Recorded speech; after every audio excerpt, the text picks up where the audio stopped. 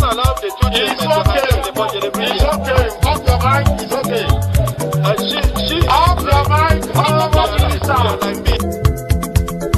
Chai! Now wow, people wey suppose talk truth to power don't off mic. And if we talk, now 500,000 they go summer us, call them hate speech. But fear not, Mayegun don't come. Ingo torchlight every corner, nooks and cranny of all these bad people where they spoil our country.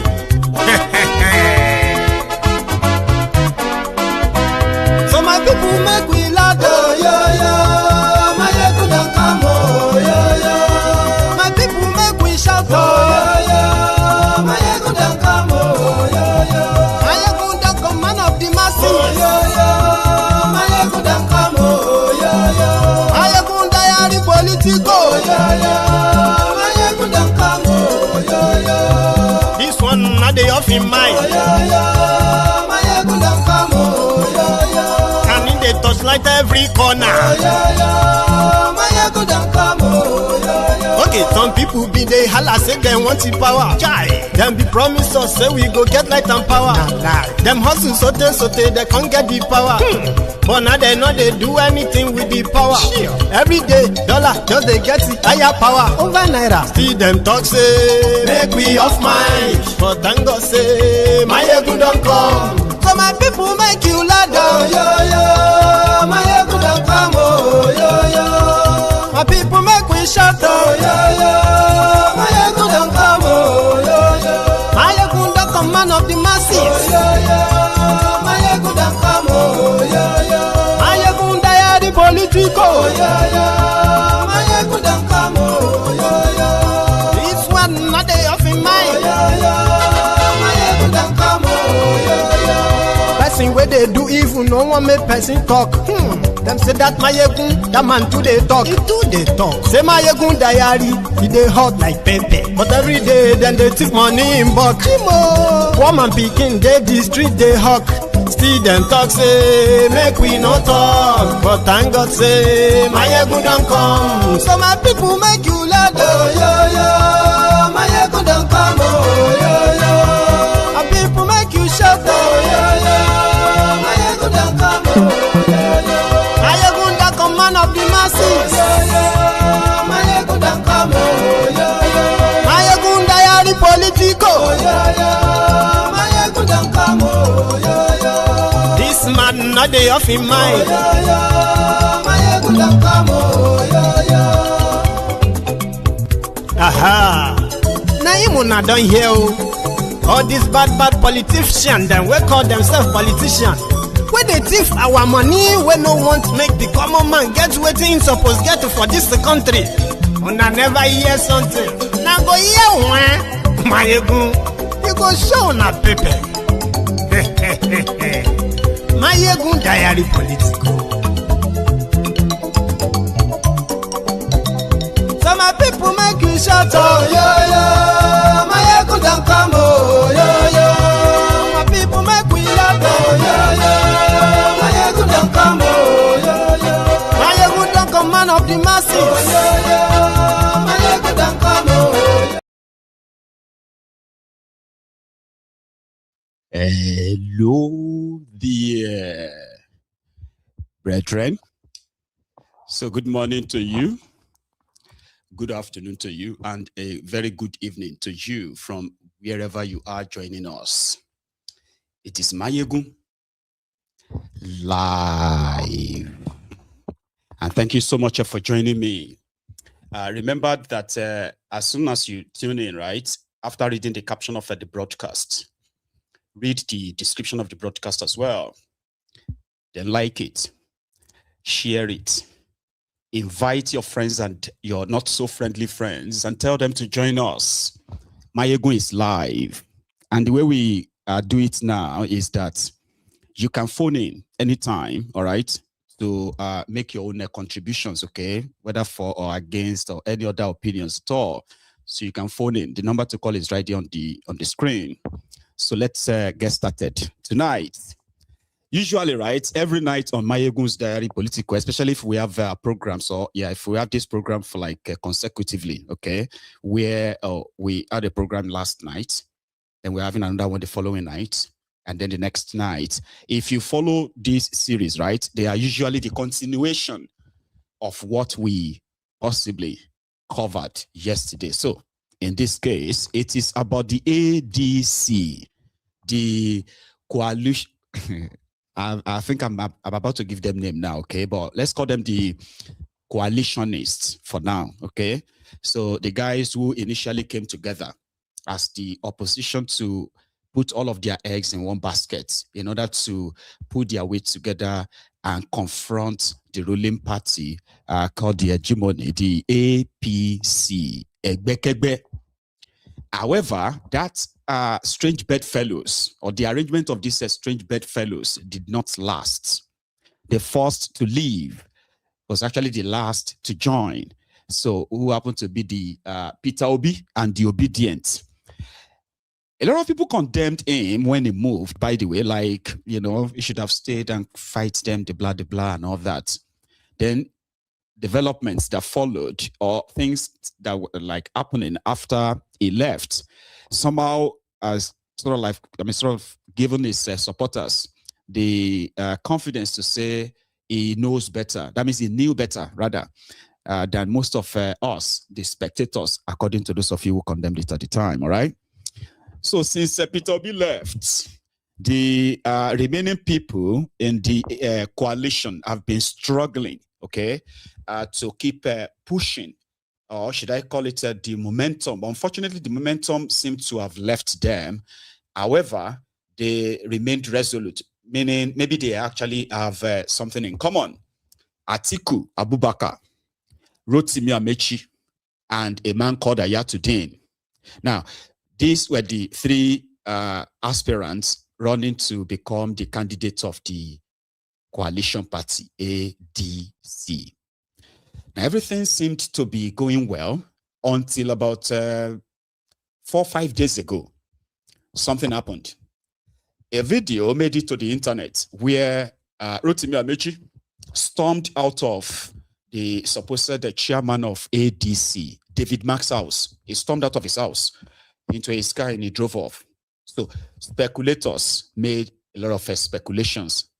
The one that looked a little bit credible was when they said the reason why Amaechi stormed out of David Mark's house was when they were discussing the options before them. Should they have primary elections, which they strongly believed will cause a lot of rancor or division? Or should they just have kind of like united, sort of like voice, give and take, bargaining and all that, where a consensus will be chosen, and those who are going to be told to step down, right, would be given the right to choose some certain positions in the government in case if they win the election, okay? So they usually do that.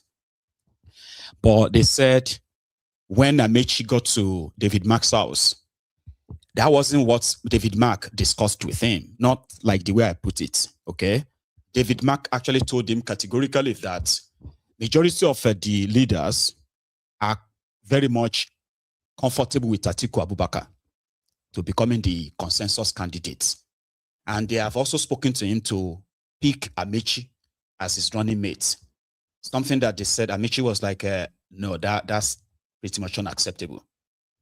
So it was that Amaechi's resistance, right, that led to them having to change their mind to go for consensus, to go for direct primaries. Now, these direct primaries that so many of us witnessed and watched yesterday, all right, seemed to have gotten to Amaechi himself. Because according to Amaechi, according to their reports that they are already releasing into the media right now, state by state, it seemed that, it seems so far that Atiku is going to be the candidate. Although his own number is not as outrageous as that of Tinubu, but they are likely going to say Atiku scored close to maybe 10 million too. I'm not sure. But their number is not as outrageous like what we witnessed during the APC, for example, okay? So Amaechi second, Hayatudeen third. So it was Hayatudeen that first rejected the whole process. And it was like, nah, that the desperation of some certain people, he didn't mention names, by the way, he said desperation of some certain people who went to town, right, when it was about time to have the to start the primary election. Then they said Hayatudeen had stepped down for Atiku, something he didn't actually do. So he said they also denied most of his supporters in so many places from voting for him, and where they voted for him, they just never really counted the right one. That means they're accusing Atiku of using his own structure that he put in place in ADC, all right, to disenfranchise him and his supporters, so to say. And that was yesterday, okay? So he said he would not be attending the declaration, okay? So like APC did, right? After the primary elections all over the country, it is expected that they will do the collation of these results in Abuja. So they set up a place in Abuja where they were expecting the results across the country to be collated, right? And it was meant to be 3 p.m. or so today. Unfortunately, up to this moment, they are yet to announce the results. However, Rotimi Amaechi already took to his Twitter just a moment ago by outrightly rejecting the entire process, because according to him, it is filled with, let me see if I can see have that statement. Sorry, I'm just giving you a recap before we get fully into who is saying what and how. I'll read it out. This is Amaechi. Amaechi said, I reject the concocted results of the ADC presidential primaries. Following report of widespread voter disenfranchisement in most parts of the country during the African Democratic Congress ADC presidential primaries yesterday, I unequivocally reject the concocted result being announced. I had initially stated that I would only accept the outcome of the primaries if the process was free, fair, and transparent. And I stand by my word. I will not accept results from a process that does not reflect the values that the ADC had pledged to uphold, to rescue Nigerians from the impunity and gross mismanagement that our country is currently facing in the hands of the ruling party. There is no way that about 80% of members of the party were not allowed to vote, 80%. And you expect me to accept such results? Then what makes us different from the others? The whole idea of the ADC was to give the Nigerian people a platform to amplify the voices of the downtrodden and make Nigeria a better place for everyone, irrespective of backgrounds, ethnicity, or religion. A party that criticizes the ruling APC and INEC for vote buying, rigging, and writing of results cannot be engaged in vote buying, writing of results, and other electoral malpractices that leads to the disenfranchisement of voters who are party members. This is not acceptable. So this is Amaechi in the public right now telling us that this primaries is not credible. In fact, money exchanged hands. It did not give further details, but pretty much like he believed they have rigged him out for the potential winner, which is Atiku. I'll give you a fresher, just for those of you who probably just stumbled on this broadcast right now, okay? This was the ADC, what they call it. So this was like the ADC primaries, one of the scenarios from yesterday that is believed to have produced Atiku now. But Amaechi just couldn't load the number. This one was in this one was in the southern part of Nigeria. 2 candidates. One is my candidate.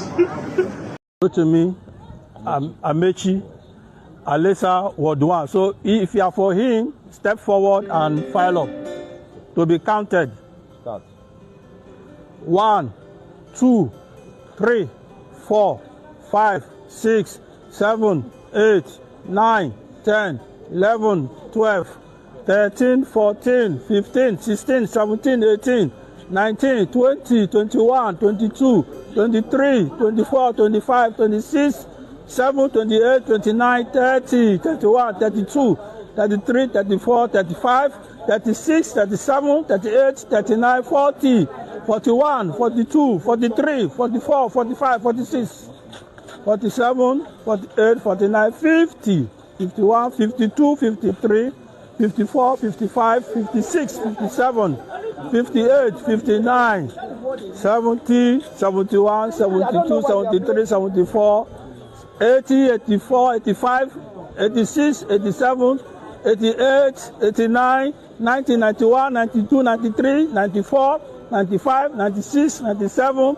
98, 100, 101, 102, 103, 104, 105, 106, 107, 108, 109, 110, 111, 112, 113, 114, 120, 121, 122, 123, 124, 125, 126, 127, 128, 129, 130, 140, 150, 160, 161, 62, 63, 170, 171, 172, 174, 175, 176, 178, 90, 191, 192, 193, 194, 195, 196, 197, 200, 201, 202, 203, 204, 205, 206, 207, 208, 209, 230, 231, 233, 234,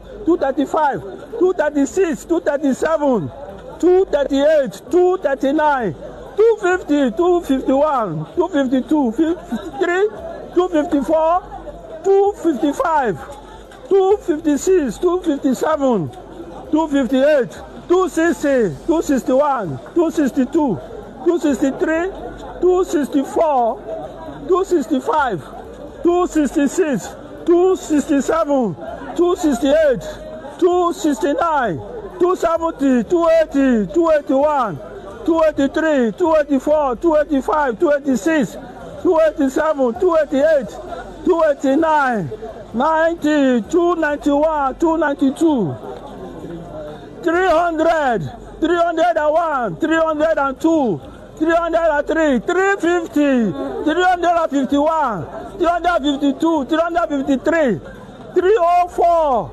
305, 500, 551, 581, 560, 570, 580, 590, 591, 592, 560, 561, 562, 563, 580, 600, 601, 602, 603, 630, 640, 660, 661, 668, 700, 701, 702, 703, 704, 1,000, 1,000, 1,001. What actually went on now? Which camp is this? This is Ward 1, Alessa, Amaechi. We just did the head count for ADC presidential primaries for Right Honorable Amaechi. We all stood for him. So what did you score? The total? 1,001. Yes. Okay, all right. You can see the Mammoth crowd. 1,001. Free and fair. Very free and fair. Our leader is here. Free and fair. You get that? So those were the Amaechi's guys. So did the Atiku's people also perform their own magic. All right? And that is the result that we produce Atiku. The same result that Amaechi has rejected. So here is what the spokesperson of the ADC, Bolaji Abdullahi, had to say in response to this latest development. because they were all pretending, right, that everything was fine. Okay, the people who are creating problems are the OB and the obedient. They are the ones who just didn't want to participate. People said they have seen everything that this whole ADC thingy, right, was put together for Atiku. It's just that maybe OB did not allow himself to be used to validate this for Atiku. This would have been the time that they will say, oh, he's so desperate. Or let's say they want to do this their primary yesterday. And Peter B said, no, I'm no longer your member of your party. And he left them maybe 2 days ago. They will say, oh, you know what I mean? But he left them and they said everyone else was cool. Atiku's people, see, Amaechi went on TV to lambast Atiku. Said Atiku is not electable. He said it on TV. They are supposed to be members of the same party. When Amaechi left David Mark's house a few days ago, he went straight to the studio of Arise, where he granted an interview. No, not Arise. I think it's the Daily Trust or something Trust Media, where he granted an interview to say he is the most qualified. He's the youngest. Atiku is old. And at the same time, yes, Atiku has been winning primaries, but has he ever won any election? That's what Amaechi said. He said, has he ever won any election? No. That he is very good at winning primaries, but he's not electable. Baba, Atiku boys were defending Amaechi. They said that's how politics was done. I mean, it's done in America. That in America, look at Donald Trump. That most of the people who are now working for Donald Trump or working with Donald Trump, like Marco Rubio and others, right? Like they were those who said a lot of things about Trump. That's who Atiku is. So whatever Amaechi said about Atiku, that's the spirit of democracy. So I mean, I have been reading all these conversations online. Okay, you know, I've always been like watching and peeping and monitoring this whole back and forth thing in between all these supporters, right? So they defended Amaechi, and they went straight to, everything is always like about OB. So the moment it's there, Amaechi, in fact, you will still see some of the Atiku's boys that are going to try to blame Peter Obi for this Amaechi and the Hayatu stand. According to Hayatu, let me see if I can pick up what he had to say. Right here. Muhammad Hayatu, the other guy, he said, I will not be attending the announcement of the ADC presidential election results today. I am concerned by reports from across the country of widespread vote rigging, some of which I myself observed, and will therefore be taking advice on my next steps. So that means that one is probably considering leaving ADC. Amaechi. So here is what Bolaji Abdullahi had to say. Maybe Amaechi is only just jumping the gun because they haven't even announced the results yet. He's not waiting for you to announce. Results meaning 11 states and 11 state results have been received. We are still awaiting some other results. We are starting anytime from now. We're going to start, like you said. It will probably run into over several hours, but the major party leaders and major dignitaries are arriving, so we are going to start any moment from now. Does it bother you and the party leadership? Because Mr. Hayatudeen says he's not going to come because he thinks that the process is rigged and there are a lot of irregularities. Well, I mean, we don't have any evidence.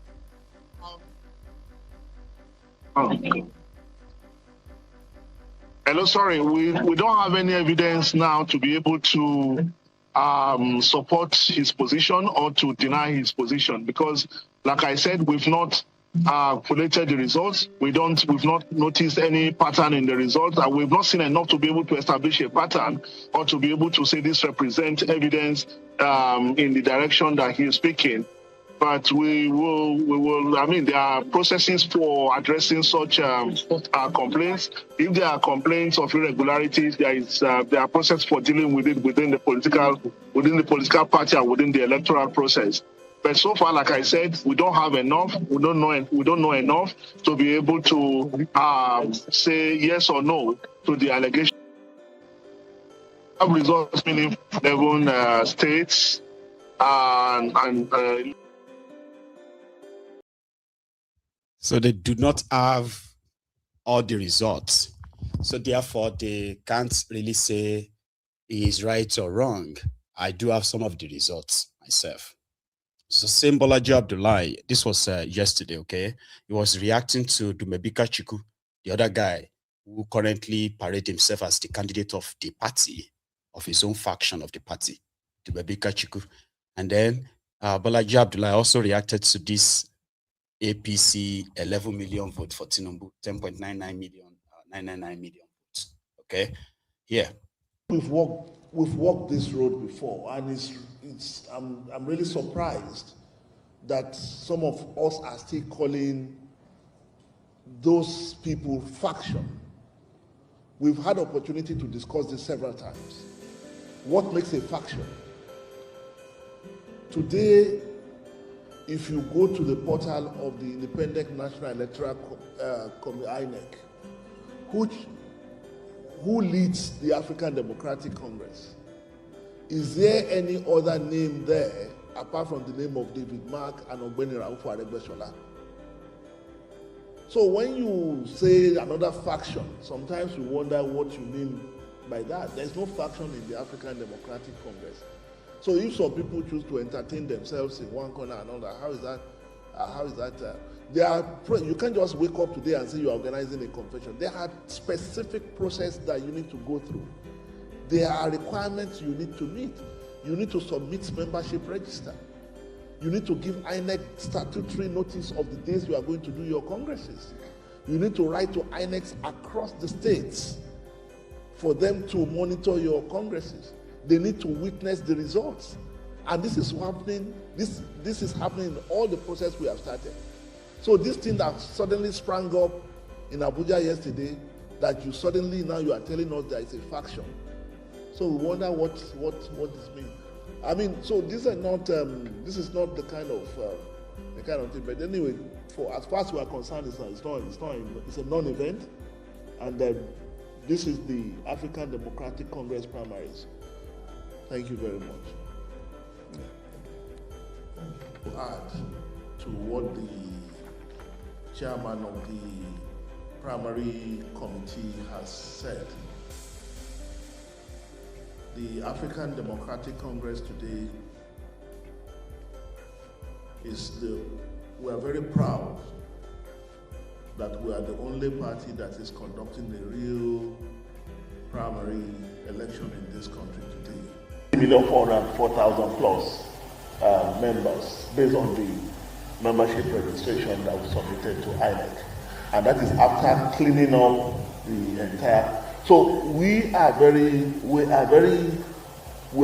clear about this. We are building a political party that is based on certain principles, which is transparency. So this number I've given you, you can go to INEC and you verify it, and you find it exactly like that. So we are not going to start sexing up figures because we want to deceive Nigerians. And what the APC is doing, will have been amusing and laughable if we didn't know that what they are doing is to set the stage for the rigging of the 2027 election. By claiming that they have 11 million, 12 million members, what they are doing is to put it in your head to think that, oh, at least that is 11 million votes guaranteed. It's all lies. They should produce a verifiable membership register submitted to INEC.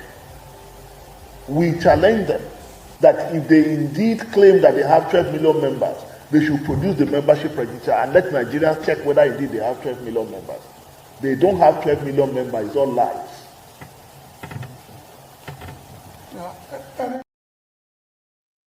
So APC said they have 12 million members.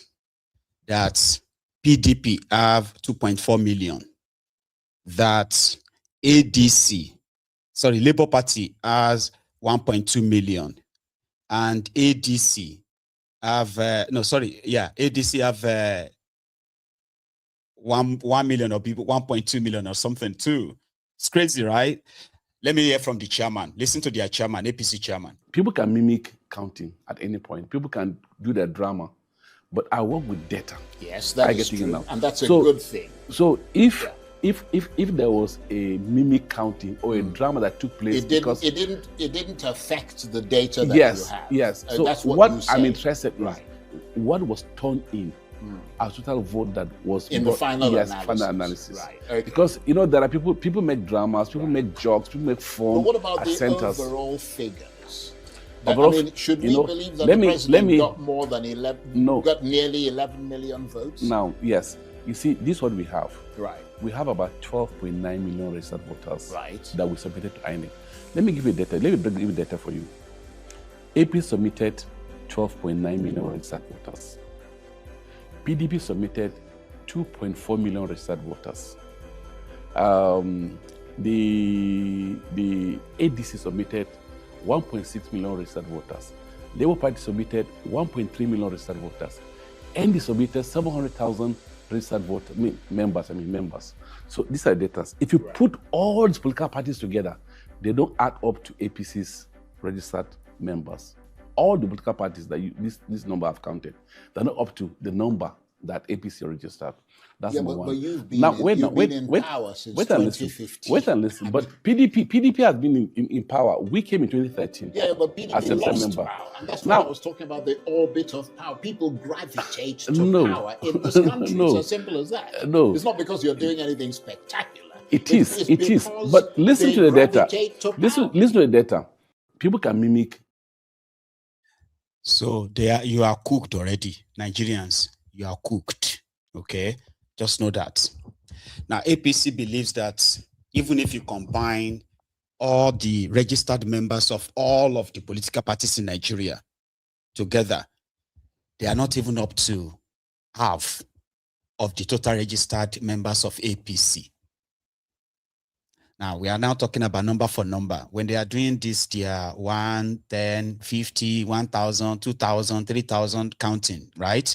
He called it, maybe people were just doing drama at the polling center and the rest of that. So ADC did their own too. So it was like number for number. 1, 2, 3, counting stupidly, okay? But APC are those who believe in their own number more than anything.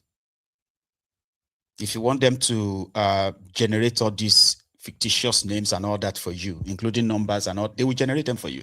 They are so good with it, so well, that the other opposition parties, they are not really that good when it comes to how to infuse fake figures into a process, or into a system, that then the system will actually swallow it, validate it, legitimize it, and then it will turn to whatever they want it to turn to. Sort of.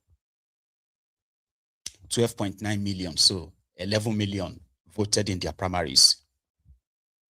You get? And these are their members. So by your 2027 arrangement, you probably will have maybe 25 million voters. And they will tell you, look at the numbers. Anyway, here are some of the results that have been in already from the ADC primaries. So you have this. Plateau State, they said Atiku scored over 47,000 compared to the results. In fact, the lowest result from Tinubu's results in ADC was from Anambra State, and it was actually like maybe 53,000 or something. That's the lowest from all the numbers recorded for during Tinubu's primary. Okay, but here is Atiku. And here is another one. I think this one is Imo State. In Imo State, Amaechi's group, they declared Amaechi winner. Atiku second. Atiku's group, they declared Atiku winner. Amaechi second. That's in Imo State. Here, Kano. In Kano, Tinubu in APC scored 500,000. They recorded 155,000 for Atiku. Here is another one. Osun State. There is something about this Osun as well that I want to tell you, okay? So it is said that Atiku is is not planning to pick Amaechi as his running mate. after this whole thing, right, he's not planning to pick Amaechi, he's planning to pick a Yoruba man. Now, rumor, it is not confirmed though, sure you get. So even if he's expected to pick Amaechi, but he's not planning to pick Amaechi. So their plan, Atiku's plan is this. Tinubu is contesting. Peter Obi is contesting. And Atiku is contesting. So if all other candidates are from the south, Atiku will be the only one from the north. Sowore is from the south, Adebayo is from the south, the majority of them are from the south. So all Atiku will need, that he is banking on, is that in northern Nigeria, they will vote for him, where he is going to probably win northwest, northeast, and north central. Hear it with Tinubu. But when it comes to the south, he only needs maybe just 1 or 2 states. And their plan is Imo State and Osun State. And then try to see if they can get any extra number wherever elsewhere. Because Jonathan is also being like, they cleared him today that he has the right to contest. So whereby if he should go ahead by that, right? So definitely it is going to be Atiku from the northern Nigeria, only Atiku from northern Nigeria. That's their own arrangement. All right. So let's continue with their results. Still have here. There is another one. I think, yeah, they said that that Yoruba man is likely going to be Raufu Aregbeshola. That's Rauf Aregbemogbobaba Kabiru. All right. And Atiku has never actually failed to win Osun. Even last time he won Osun as well in your 2023 charade as well.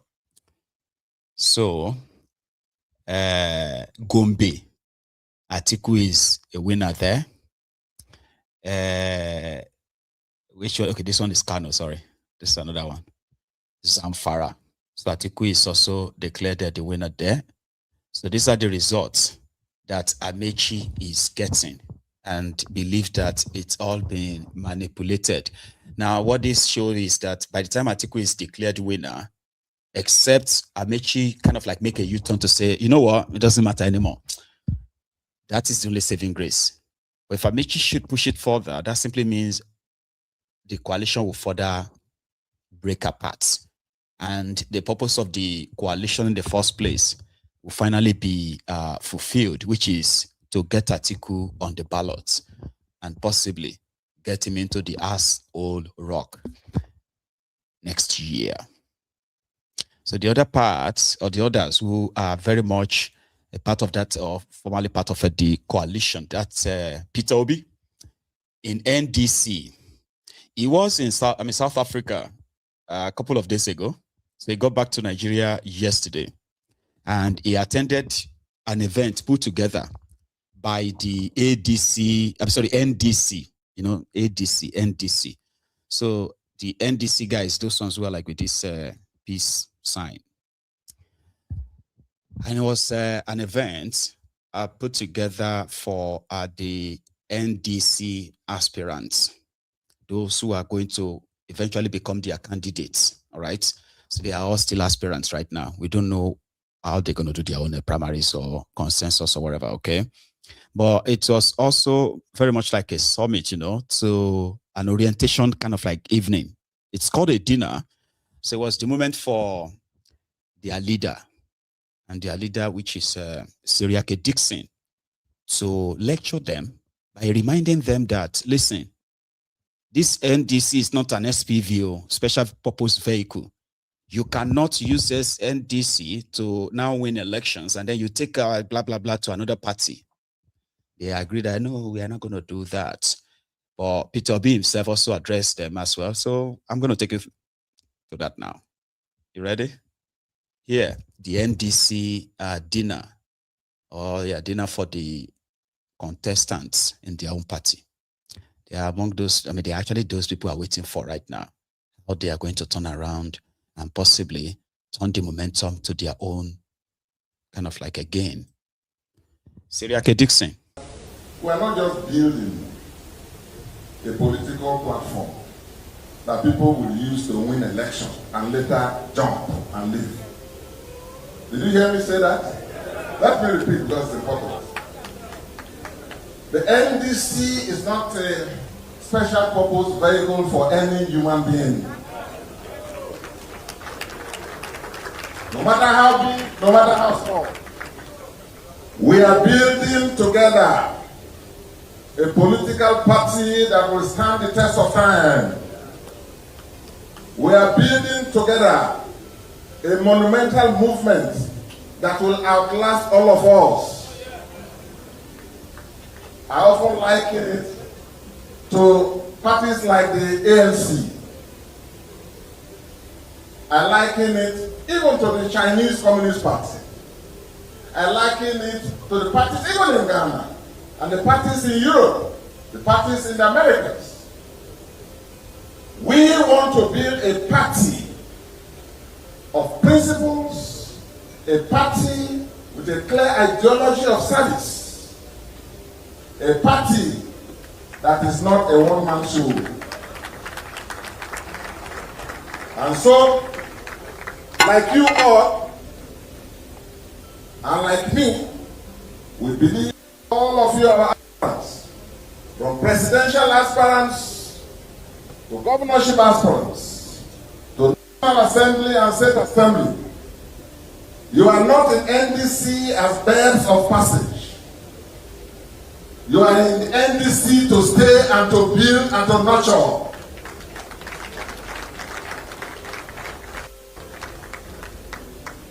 Several years down the line, we still want to meet ourselves.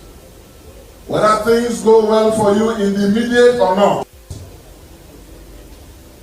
be dedicated to the survival of the NDC.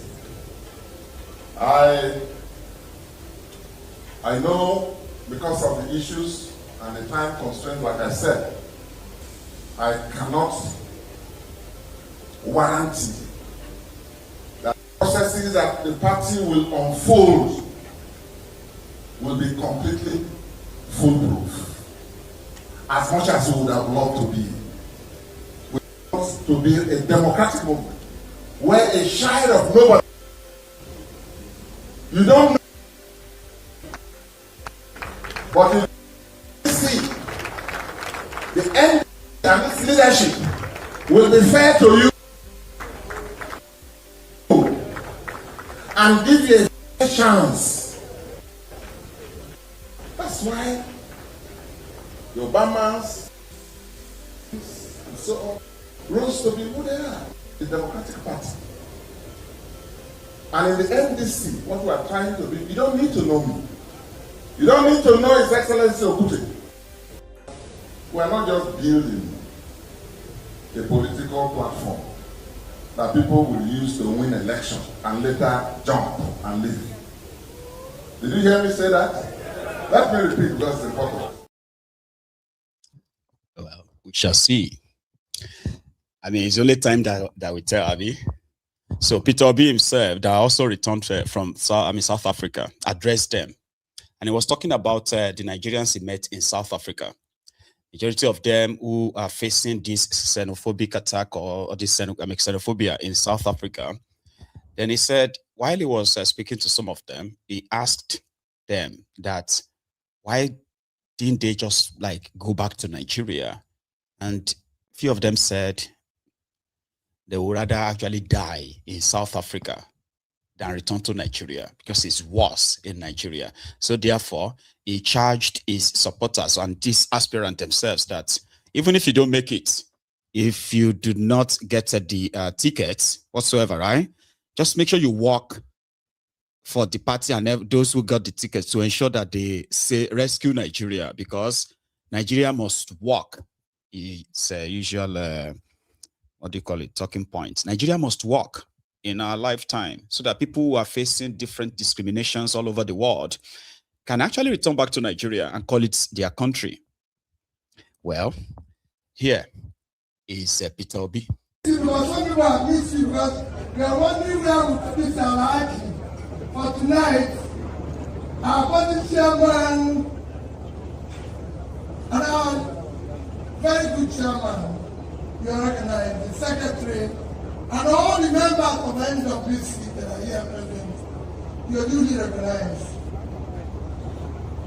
the senators that are here, National Assembly members, our elder, respected leader, Engineer Buba Gladima.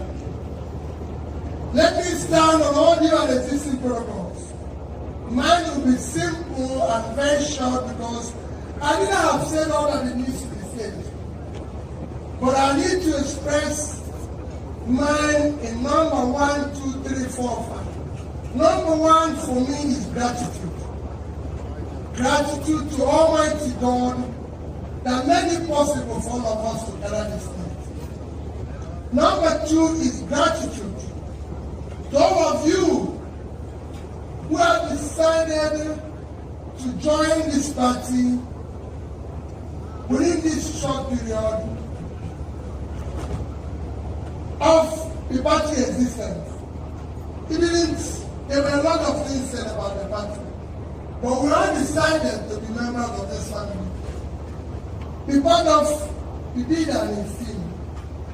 So I thank you sincerely. And I thank you. Number 3, for your sacrifice. It is not easy for what you're doing to sacrifice for this party. Express your intention to run for election to serve your different constituencies. I know how difficult, like the leader has said, it is for our nation today for people to say, oh, we are going to be part of this process, we're going to do this. I joined the leader this evening to assure you that your sacrifice will not be in vain. Yes, by the time we finish, so many people will think, oh, they were not successful. But I'll tell you, we've taken note of everybody who expressed intention to run. And it's very important that I discussing this. I said it's very important that we start rewarding people who have worked so hard in this country, who have sacrificed. And you will see it happen. Because this is the only way we can build a country. It is very, very important. All of us will not succeed. All of us will not be selected. All of us will not be winners. But I assure you that it is time we start recognizing losers who have worked so hard. So please do not think that if I'm not the person, that is the end of it. It is not the end. It is the ending of the beginning. Because we begin and work hard for our country. It is important at this stage that all of us sacrifice for their country. And I beg you to do that faithfully. I just come back yesterday night from South Africa. You know what Nigerians are going through in South Africa. And so many other African countries. And I took time to sit down with 3 ministers who are leaders of their own parties to brief them about how things can work between South African and other African nationals. And we had a very fruitful talk and everything. Took time to go and see people like Amaechi to thank him for standing for our people at difficult time. Took time to go around and see what our people are suffering. And then in the end, I addressed Nigerians. And I said to them, if we had things working in our country the way it should be, most of you will be here.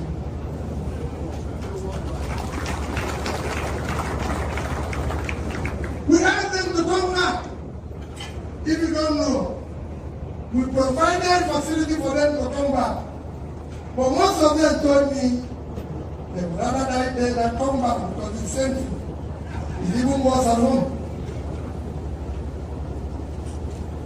That shouldn't be Nigeria. Nigeria played a role in our children cannot go on like this. We have a country. This country must work. People can no longer take us for granted. I was in South Africa. They have over 40,000 megawatts of electricity. And yet people are complaining they have no power. When we have 4,000, and we're not complaining. And they're just 60 million, and we're 230 million with 4,000 megawatts, and we're not complaining. If you don't want to complain, this is time for us to come out and complain. If you cannot serve, please leave. We don't want to let people again to give us an excuse or remind us what they saw when they got in there. No.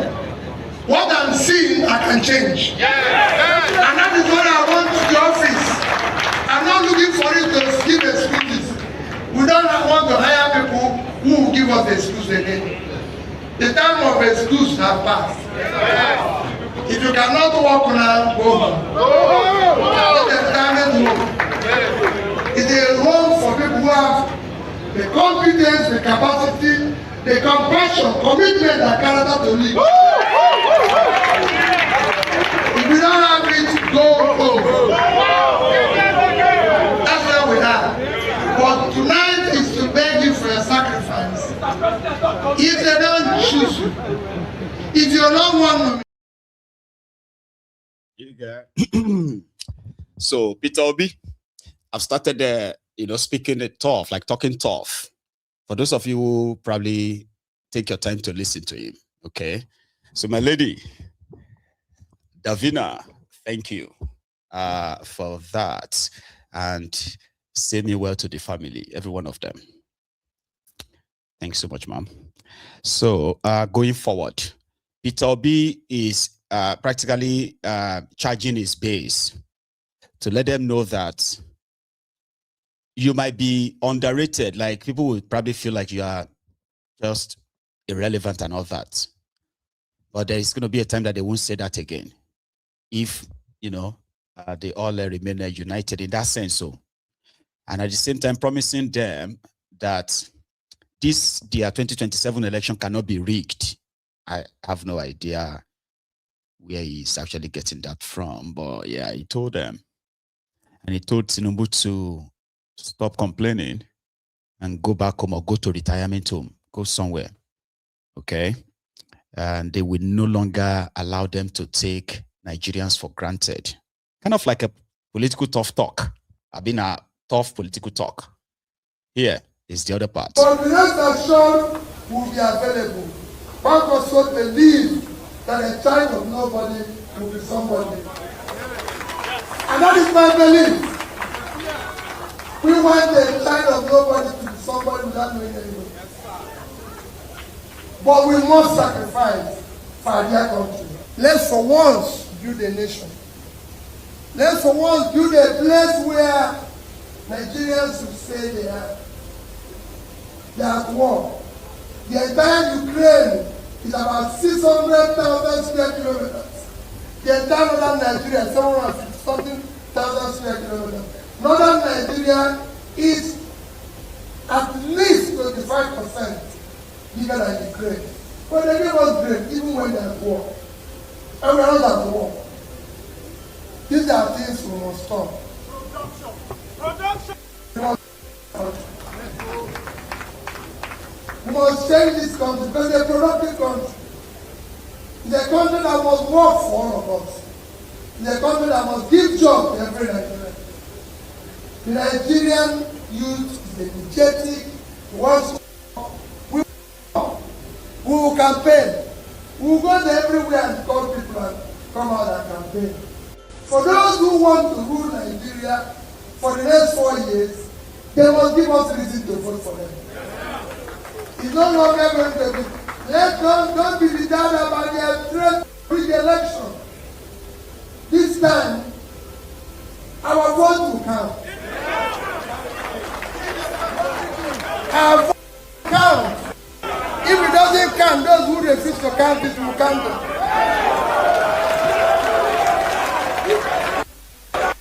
Because we cannot go on like this. We have a country. This country must work. People can no longer take us for granted. I was in South Africa. There are over 40,000 members of elections. Are complaining they have no power. When we have 4,000, and we are not complaining. And they just 6 million, and we are 200. And we are not complaining.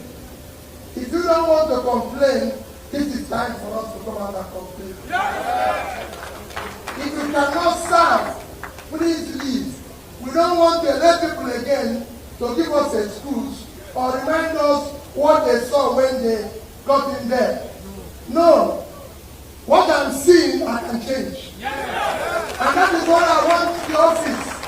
I'm not looking for it to give excuses. We don't want to hire people who will give us excuse again.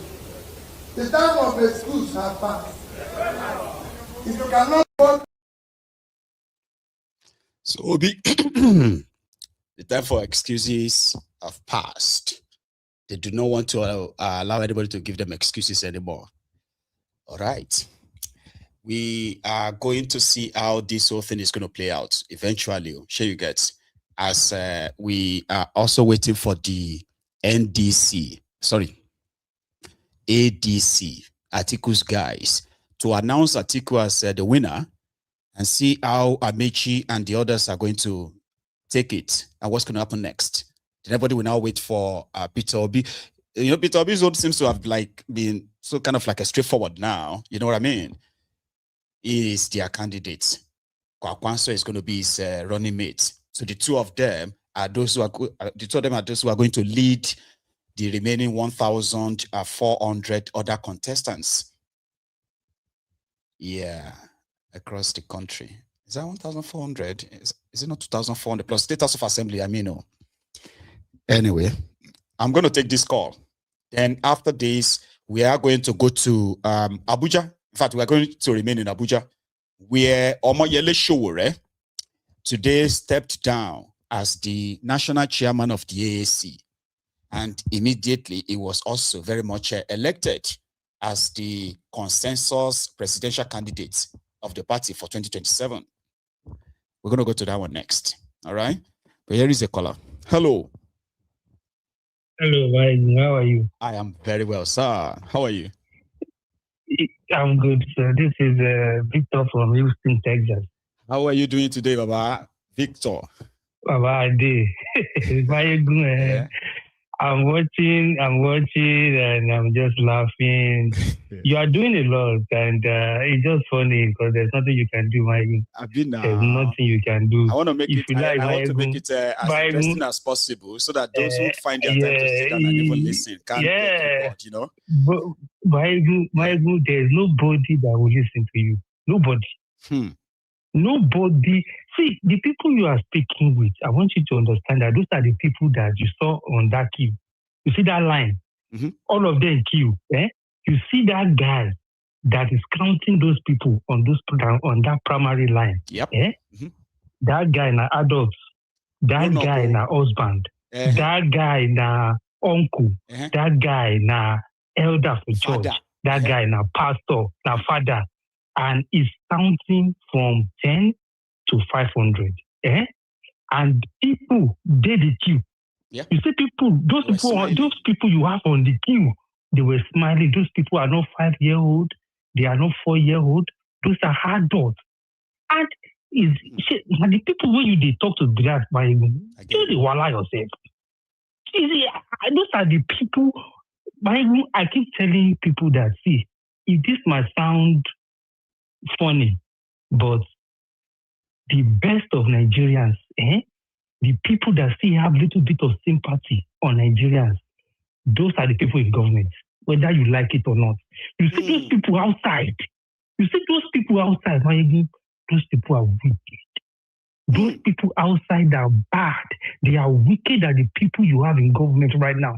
Those people outside, if you give them chance, oh my God, those are the guys counting from 100 to 1,000.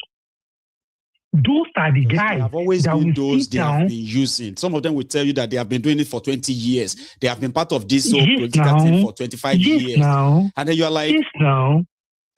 You've never thought about your choices in life. But I see the professor now. The professor for university that they use the rig election. No doubt. The NYSC boy, listening to you by every day. Now the NYSC guy that they use to rig election. So what are we talking about? So who are the people you are talking to? The people you are talking to are worse. That's what I'm trying to let you understand. Just talk. We just catch vibe. We just catch leadership. We should always very much. The followers. We must remember that the followership actually created the bad leadership. Oh, now you are talking. So the followers, we are followers, Baba. We are done for. Baba, you don't finish now. We just a cash cruise. This is a content create. They just a great skit for us. There's nothing we can do about that country. So Nigeria is the content creation, whatever country, right? But yes, now. But you don't understand. Why you go see Kenneth? Kenneth that was shouting Obi last election. See Kenneth today now. He did with Kenneth today. He did with Atiku. They talk down. Any opportunity Kenneth gets, he bring Obi down steady. Some people will won't fight for that. Now the people, ADC, they say they are better than APC. Look at what they are doing now.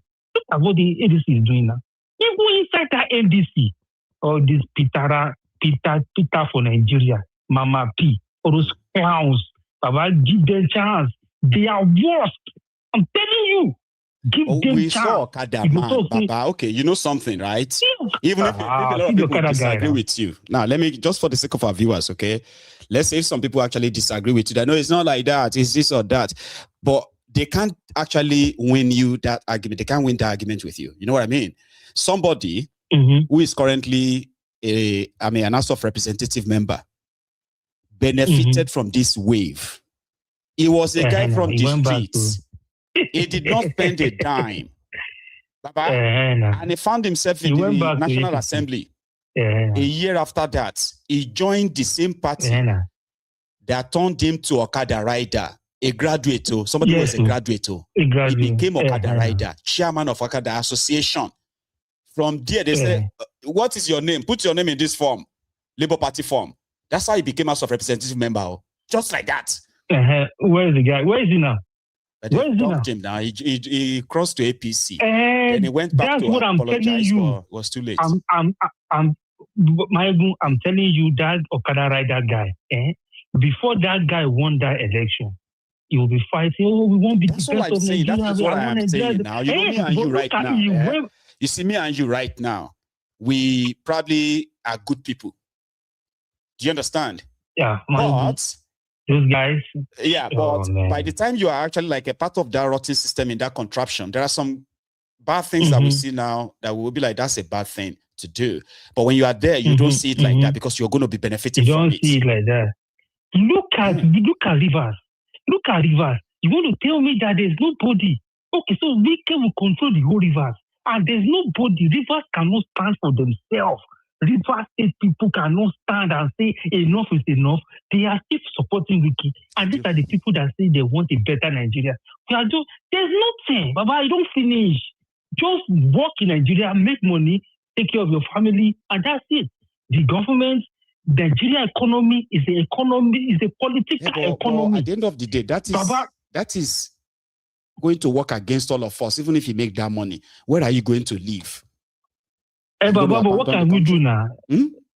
Okay, you don't know that economy. You don't know that corruption.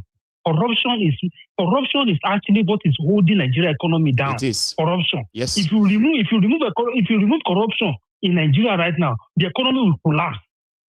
That Nigeria economy will collapse. If you remove corruption, that is the rotten. How rotten that country is. No be normal 8 to 5.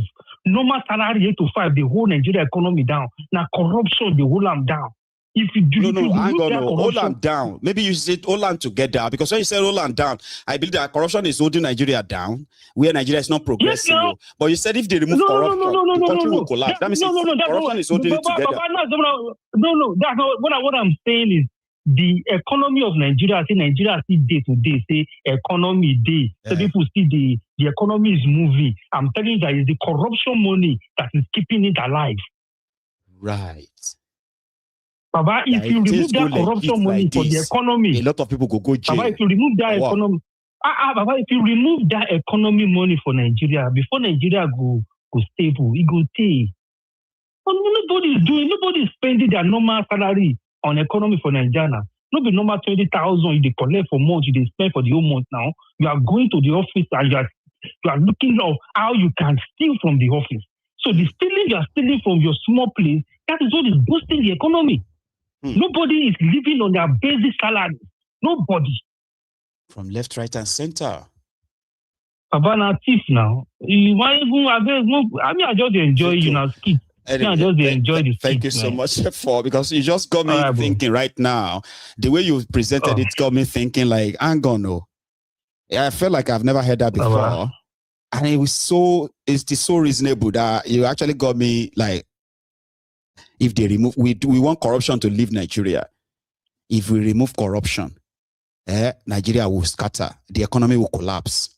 Because what is keeping most of it together is basically corruption. And it sounds so real. Because almost every facet of that place. Bible, civil servant, how much is their salary? How much is their salary? Are they living on their salary? The answer is no. Nobody in Nigeria, maybe like 10% of Nigeria is actually living with their salary. You understand? Like every legit. other, over 90% salary, like any their money legitimately. Legit. That's the word, legit. Every because other, you see those who are doing businesses, we get to see that.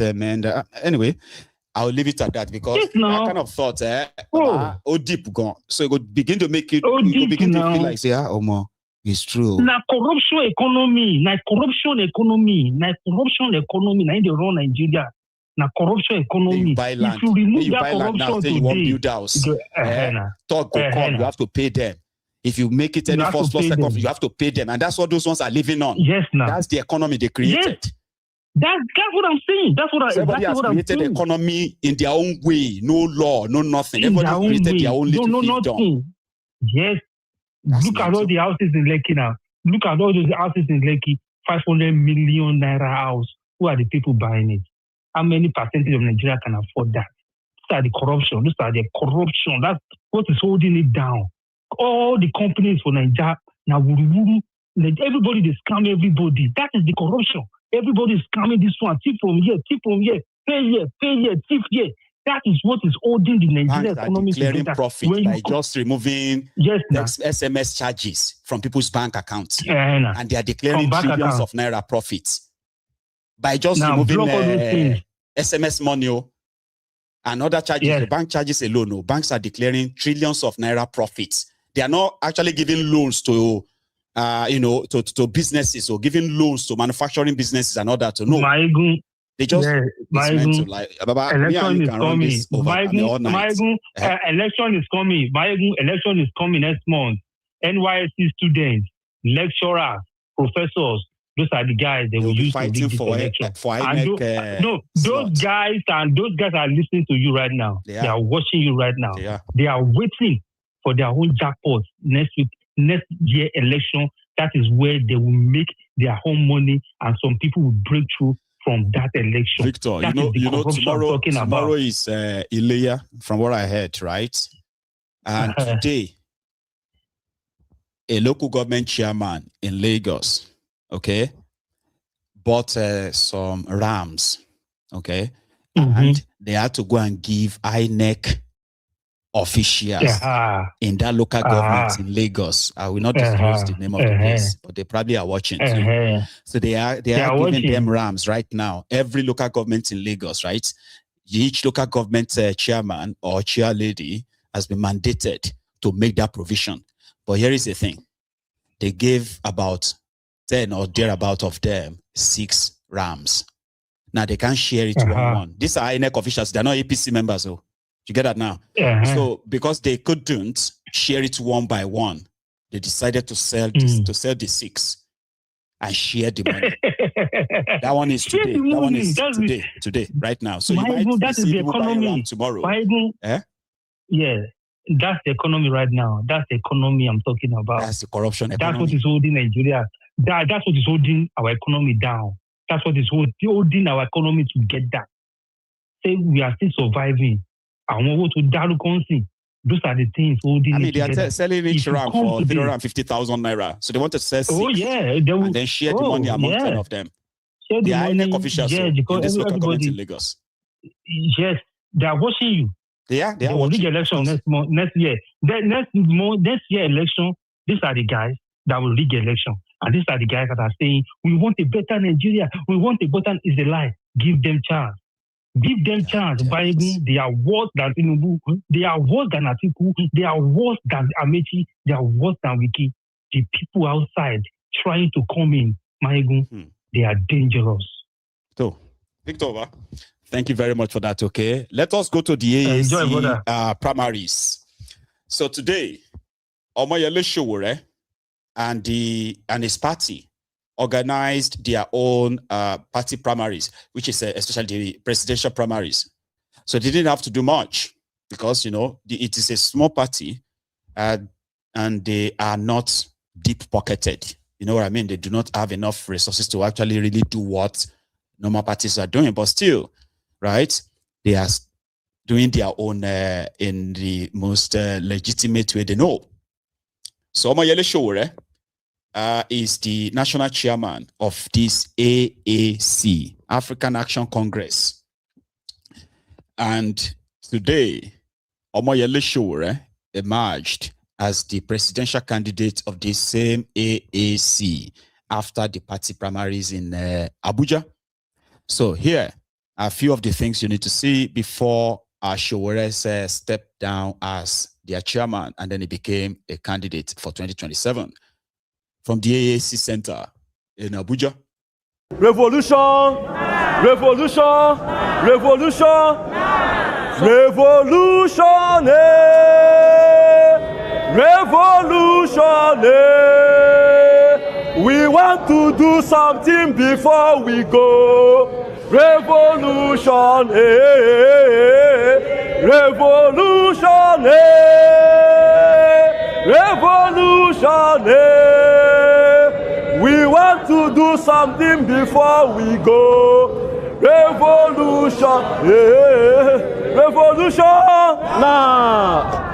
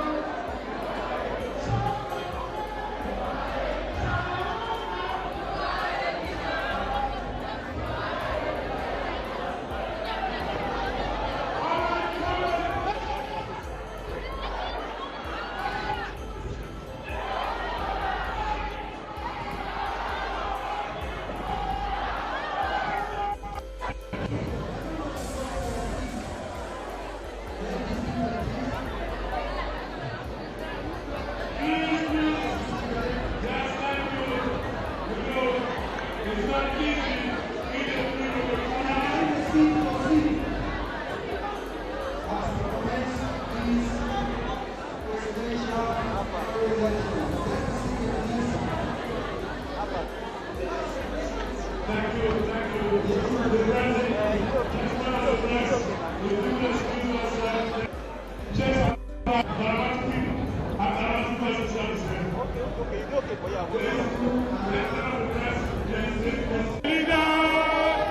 are a leader. You are a leader. You are a leader. You are a leader. You are a leader. You are a leader. You are a leader. You are a leader.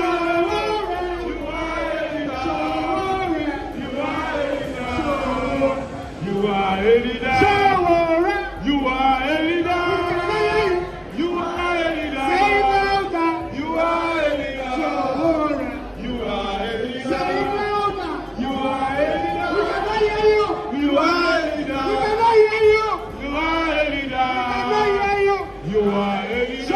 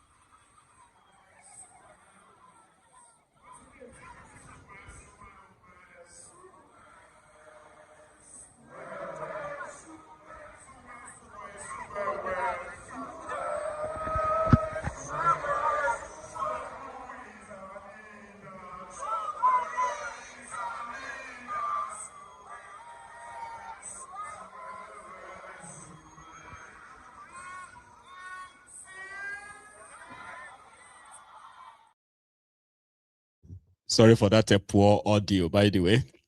I tried my best to see if I could get it out better than that, but I couldn't. So sorry for that. So Sowore then kind of like stepped down as the AAC national chairman. So that, and at that spot, I think they appointed another chairman of the party, while Sowore became their consensus presidential candidate for 2027. That's spot where he actually stepped down. He officially stepped down as the chairman of the Green Party.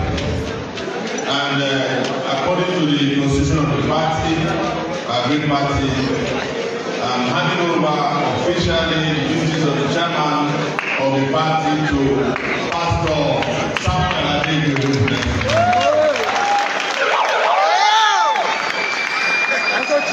Pastor will steer the party to victory in 2027.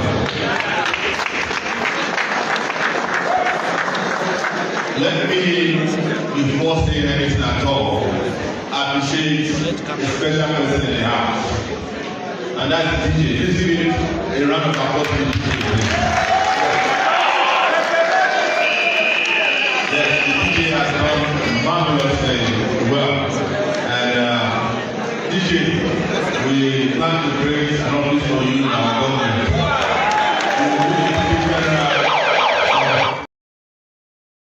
For DJ in the office. Then he went on to say this. They are the bitter fruits of the disease tree we call the country, Nigeria. The root cause is the monopolization of state resources. When a few people take everything and leave millions of energetic people without jobs, hope, and a future, they become easy recruits for forces of destruction. That is where our insecurity came from. Don't let anybody lie to you. Whether it is violence in the north, agitations in the south, kidnapping on our highways, often proudly displayed now on social media, these are direct consequences of a system that has produced one of the highest levels of inequality on earth. Nigeria is the poverty capital of the world. We cannot expect anything different. People now find the AK-47 economy more attractive because their government has made them feel worthless in the real economy, where officials take billions and go unpunished in this country. These corporate criminals are our real enemies. They want us to believe that they are untouchable oligarchs holding our lives and economy by the jugular. What we are witnessing is a dangerous shift from state capture to outright private capture, where a few individuals dictate fuel prices, cement prices, food prices, while keeping the government on its knees. In fact, these individuals have become the government. They are the ones governing the country. When a private businessman can hold an entire nation hostage over the fuel price, that is no longer capitalism, it is eco-terrorism. Yet the EFCC, we've never got those people. This same applies to cement prices that have made housing unaffordable for the poor, while owners smile to the bank announcing massive profits every year. This pattern repeats itself in telecommunication sector. You know about MTN, right? Yes, sir. Airtel and all the evil tells in this country. While their owners smile to the bank announcing massive profits, the telecommunication cartels take billions for providing some of the most terrible services to our people. In our government, there will be no monopolies. We break them up and nationalize strategic sectors so that all Nigerians can benefit, not just a few families. Comrades, fellow Nigerians, the economic pain we feel today is a policy choice. Do not be deceived by those who say only God can solve our problems. God had no hands in our problem. The cruel decision to remove fuel subsidy was not done by God. It was done by Bola Tinubu, who is evil, by the way. Without any palliative measures, our local refinery or refining capacity was taken away, even though we had invested billions in them under the Buhari regime, which is also an APC regime. And so many of these are dictated to us by the World Bank and the IMF. Omoyele Sowore. So that was him giving his own speech, and not just that, what he would do if he gains power, if he becomes your president. And he's very confident that forget about all the razzmatazz, the glamour, and all these vote buying and these money bags. In a free and fair election, Tinubu cannot defeat them. He said that. There is no way Tinubu can defeat us. Let me put it the third way. That after we win, the revolution has just started. After we win, the revolutionary leadership has just started. And having said that, I welcome all of you. There is no way. Sure. And then when they decided to dress him as a revolutionist or a revolutionary person, right? This also happened. Our candidates, and by God grace, all of 2027, we shall have them victorious in all their seats in Jesus' name.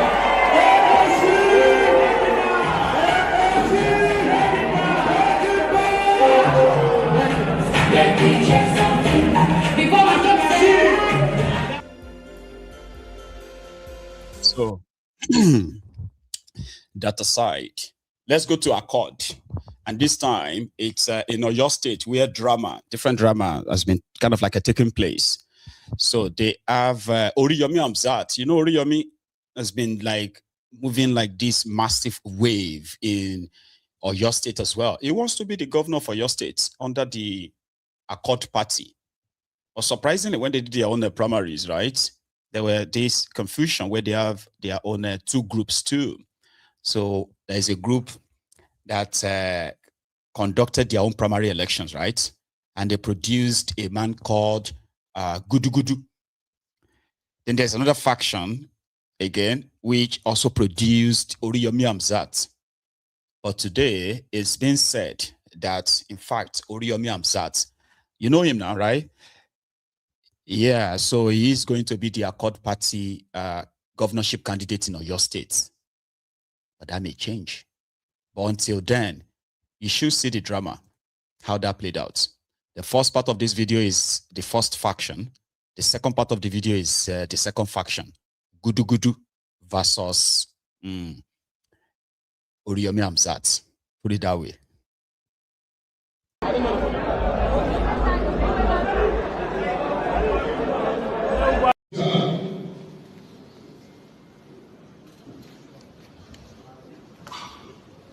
for each aspirant in all the 3 local governments.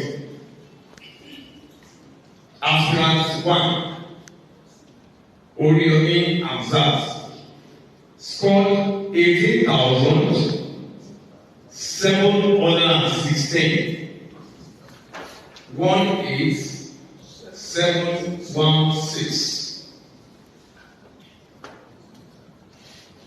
Aspirant Usai Olakule scored 29,427 votes. Aspirant Fatai Oshi scored 11,922.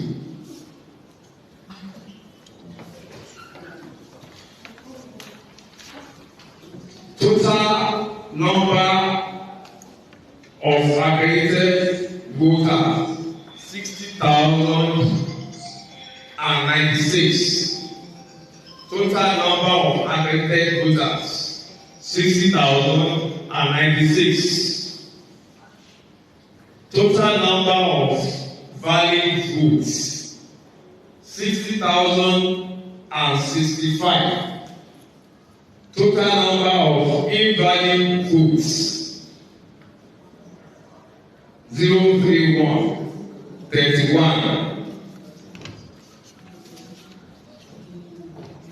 The winner of a 4th primary election for the gubernatorial is Busari Olakule Maruf.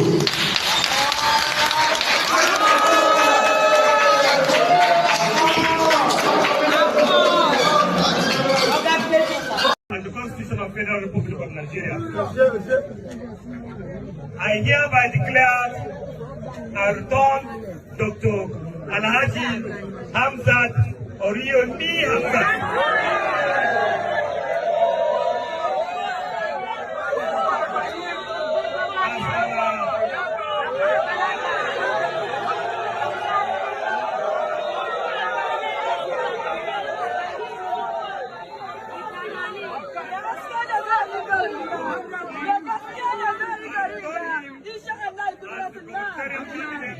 Of our great party accord.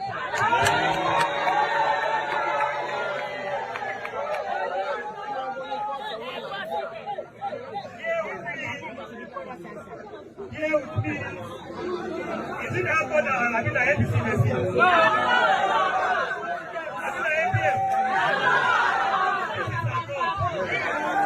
And you know accord is the winning team. Accord is #1 in the ballot paper.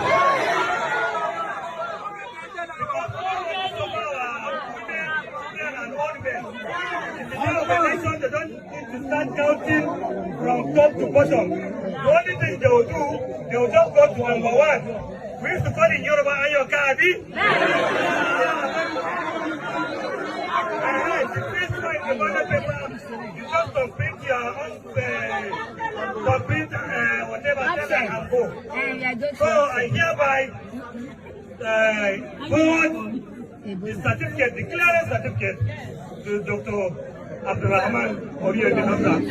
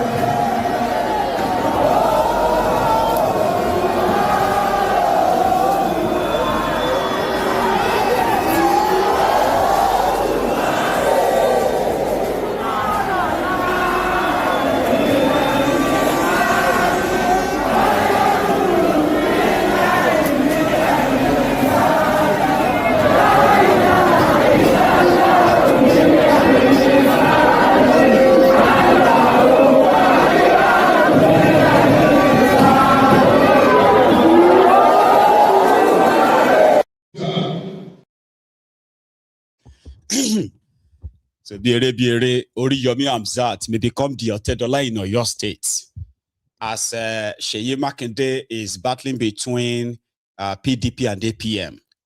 So we currently believe that the PDP is controlled by Wike, because it is with the Wike's group that INEC recognizes, or I mean recognized, by the way. And Makinde already told his own supporters to go and pick up the APM form. So he himself, Makinde, is running under APM, but he is still a member of PDP. Just that the PDP that he's member of is not the one that is legit up there, based on the arrangee up there, right?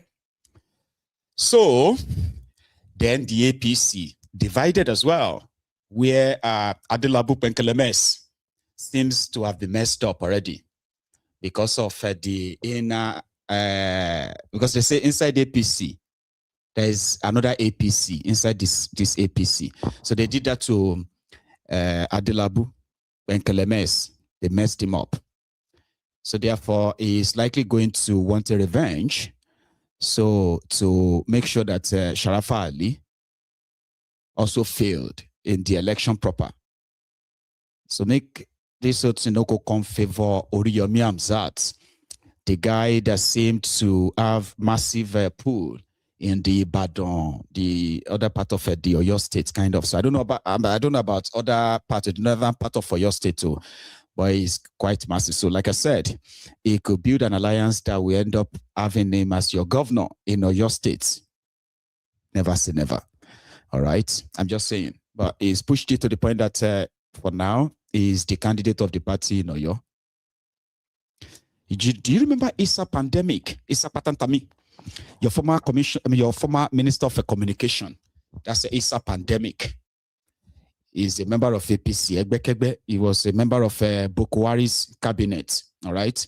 He was the guy who was praying to Allah in 2014. PDP, army, PDP. He was unleashing what they call the fatwa, but it's not on the people. This time it was on the PDP. So fatwa is that PDP was destined to die and Allah should kill PDP. Fast forward to 2026. 12 years after that, he is now a member of a PDP. In fact, they said they have given him the PDP governorship ticket for his own state. This was Issa Pandemic, a Boko Haram imam, as far back as 2024. And then later became a minister in Nigeria. And under him, the terrorists are able to communicate undetected, while citizens who openly criticized the government ended up in the gallows. So this was this Boko Haram sympathizer in 2014 praying for the APC to win, to come to power, and PDP should be destroyed. But that has changed now. اللهم عليك بPDP وسائر الجمعيات الكافرة. اللهم عليك بPDP وسائر الجمعيات الكافرة. اللهم عليك بPDP وسائر الجمعيات الكافرة. اللهم عليك بPDP وسائر الجمعيات الكافرة. اللهم من كان فيهم خير نسألك هدايتهم، ومن كان غير ذلك فيه. اللهم عليك بPDP. PDP, army. You think I was making it up, right? When I speak about Issa Pandemic. Yeah, do you think I actually made all of that up? No, I didn't make it up. I never make things up. I never made things up. I may say things that will crack you up in a way that they may just sound funny. And maybe it's just like a joke, but they are not jokes. Pay attention. This guy was like a Dishekau that didn't end up in the bush. It was a Shekau that had a mosque. I think it's not Gombe. He's a preacher. He had all this. I mean, you know that what Sheikh Osama bin Gumi is doing. That's what he was doing too. So he believed then that PDP government under Jonathan was killing loyal Muslims in northern part of Nigeria by killing the Boko Haram terrorists. They boldly accused Jonathan of killing the Muslims. These were the guys. So it was heavy. Jonathan was probably going to witness a civil war if he didn't leave that power for them in 2015. He's one of them. So somehow he's been benched for a very long time. Unfortunately, he tried and attempted to want to become a governor. Again, like unfortunately, the governor of the state has his own anointed candidate. And the anointed candidate, the consensus, defeated him, and boom, ISA pandemic packed his bag straight up to PDP.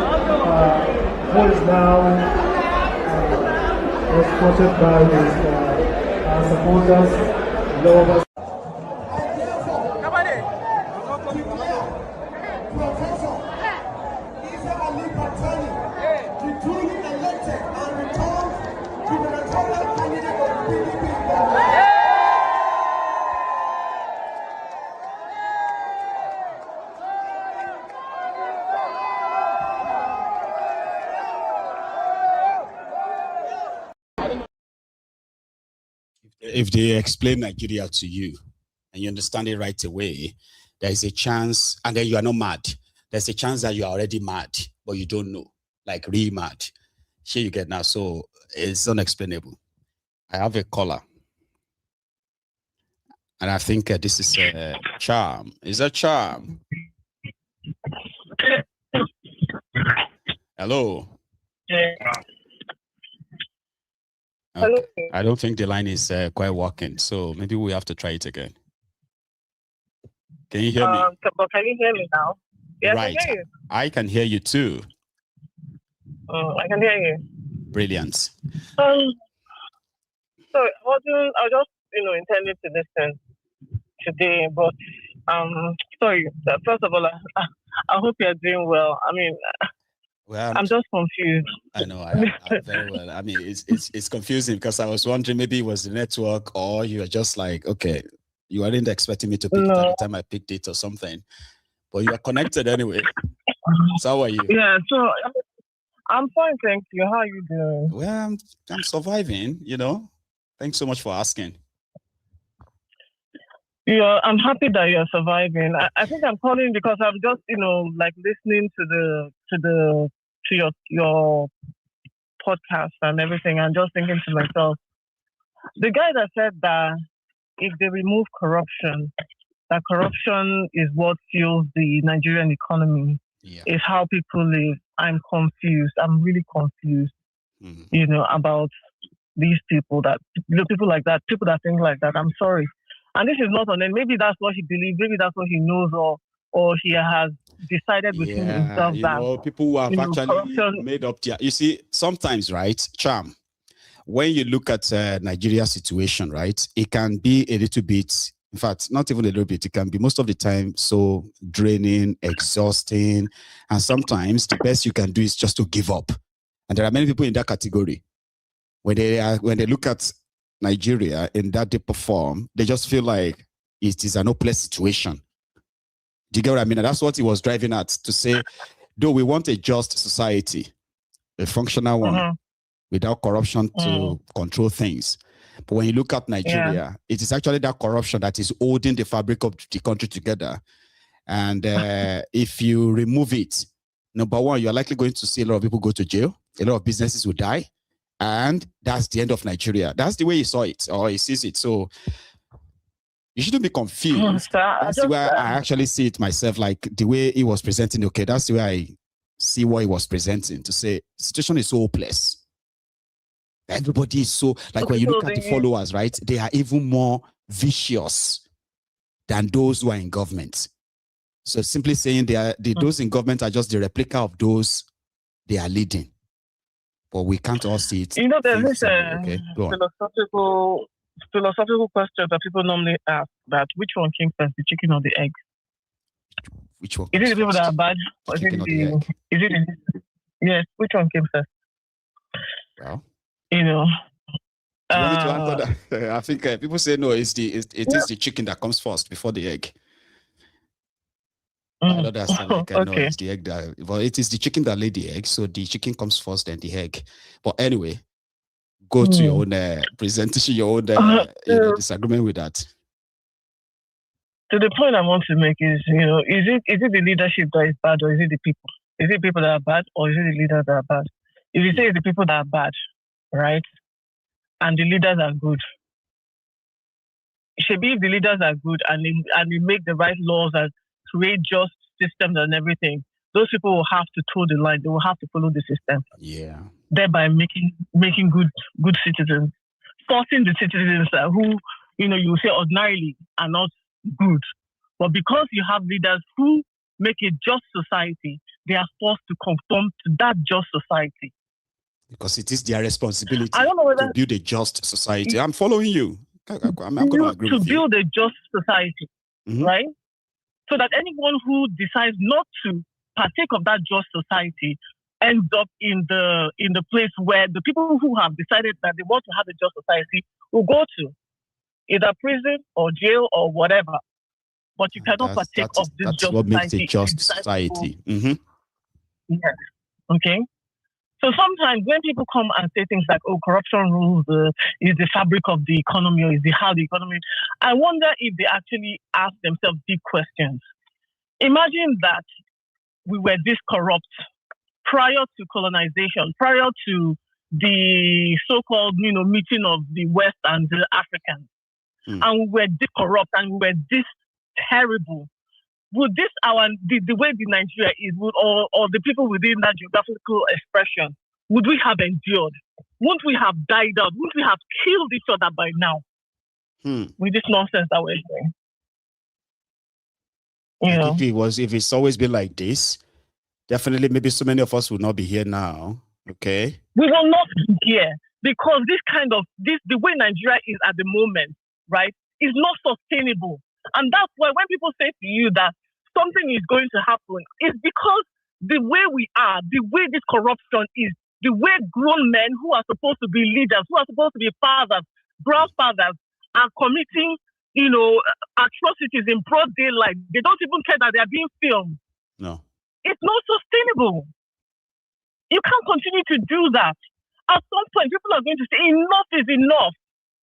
Yeah, but the people are those who are being, what some people are saying is that in a society where majority seem to agree with the abnormalities, and then minority are those who are not comfortable. So the majority have their way, and they are the enablers of those in government. The moment you are trying to say this is wrong, you're going to see another 10 Nigerians that are going to tell you that is that the first, I mean, is that a new thing? Is that the first time? Did it just start? Do you get what I mean? Like, they enable them, and they are always ready to defend them. So the point then is that if there are good ones, if there are Nigerians who really are not comfortable with this, and they are in the majority, they should have been enough to, you know what I mean, like to stage any form of a revolution or a protest, enough to force the hand of these guys. Enough to fight the system. Do you get what I mean? I understand what you're saying, but yeah, because we have our people who are willing and ready to make sure that all these decent voices are drowned. They are comfortable when these outspoken people are harassed, arrested, and even jailed. So those who stand up to fight are silenced. And why? Because majority of the same victims, Nigerians, somehow support the rot. And I think that's where he was coming from. I because refuse. They exist now, Cham. I mean, if you think about it, right, they do exist. You and I are here today. You use social media very well. You see how Nigerians are tackling themselves, like with all energy. Sometimes you'll be like, are they paying you guys to even be doing all of this? Yeah. Well, you'll be surprised. There are people that are being paid I know they do to actually, do these things. I think I just live in, maybe I'm living in my head, because I just feel like, you know what? Yeah, because maybe I'm the only one thinking the way that I think. Because no, you're not the only one. I just cannot. You're not the only one, Cham. I'm actually trying to see that when people who get overwhelmed about Nigeria talk so much like it is hopeless, it is helpless, everybody is just going to die like this. Sometimes you expect them to give you solution, but they don't have it. They're already overwhelmed by the whole problem thinking, right? That they felt like we're just going to live and die like this. But there are those who disagree. People like me disagree. And I think you disagree too. I absolutely disagree, because maybe I'm seeing things not just coming from the Nigerian or the African perspective, but also coming from how, like I said, you see how people interact with even Black people here. Like I was having a conversation with someone, and I was saying to somebody that the current state of Africa in general, not just Nigeria, right? The current state of Africa in general, even the story and the history of Africa, the things that we are told about Africa, it's not even from an African perspective.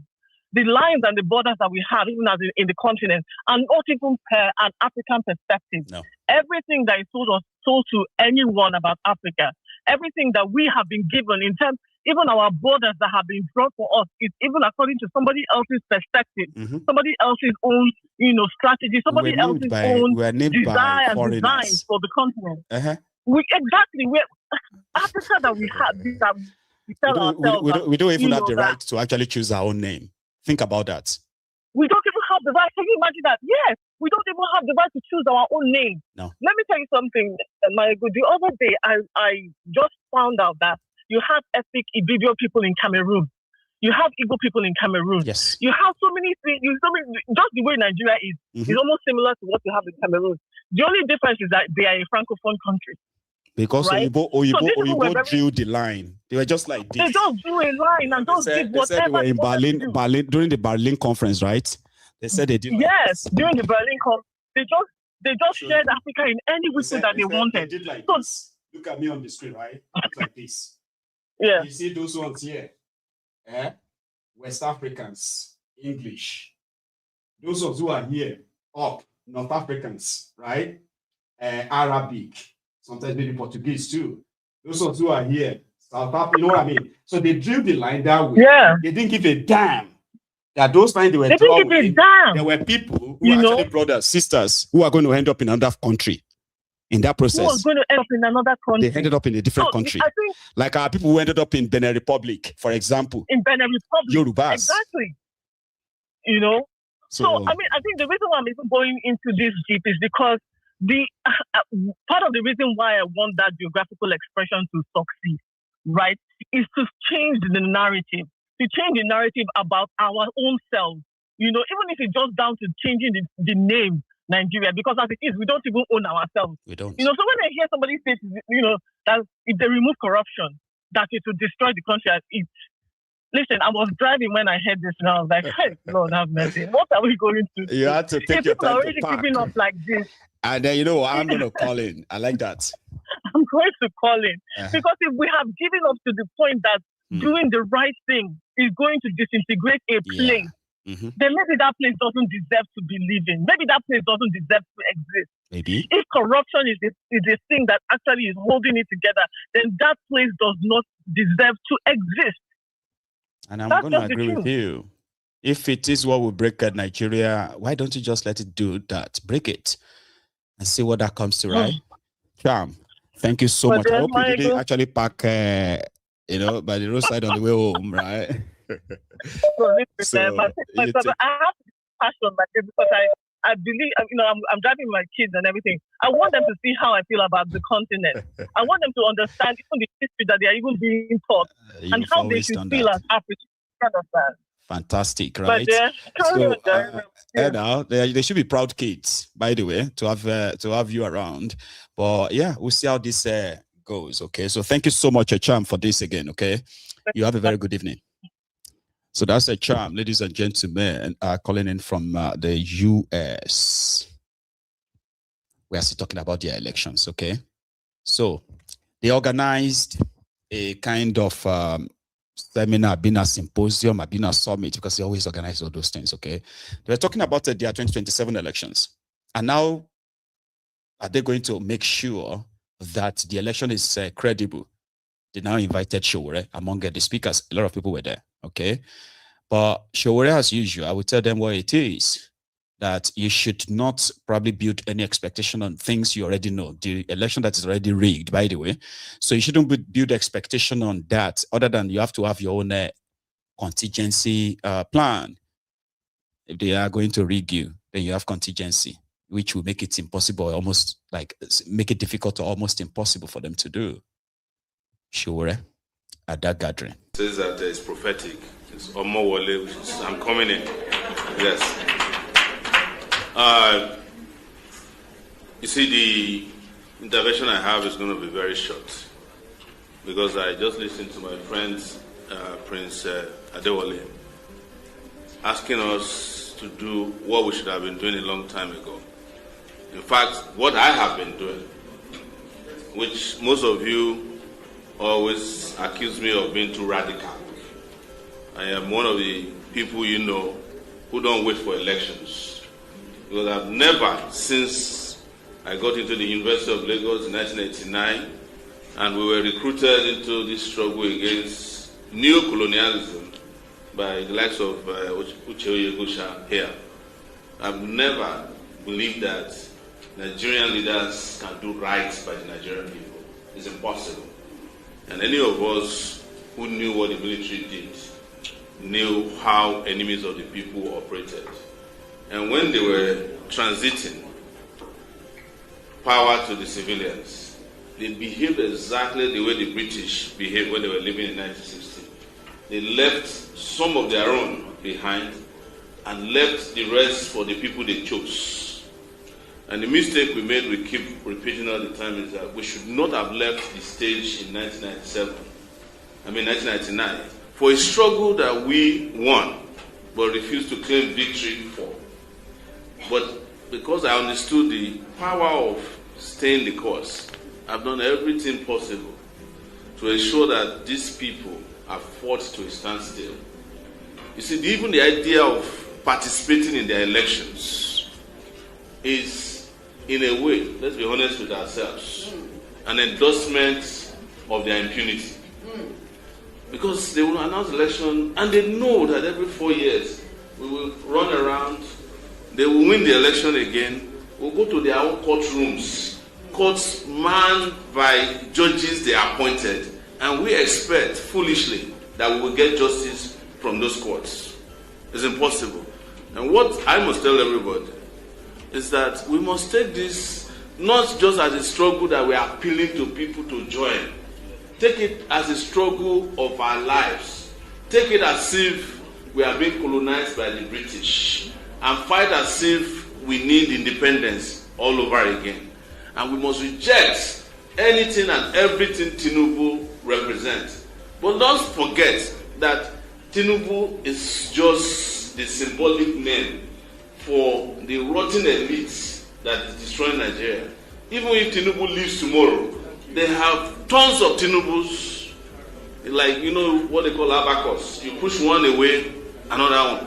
And they exist in different political parties that we all even are part of, in some cases.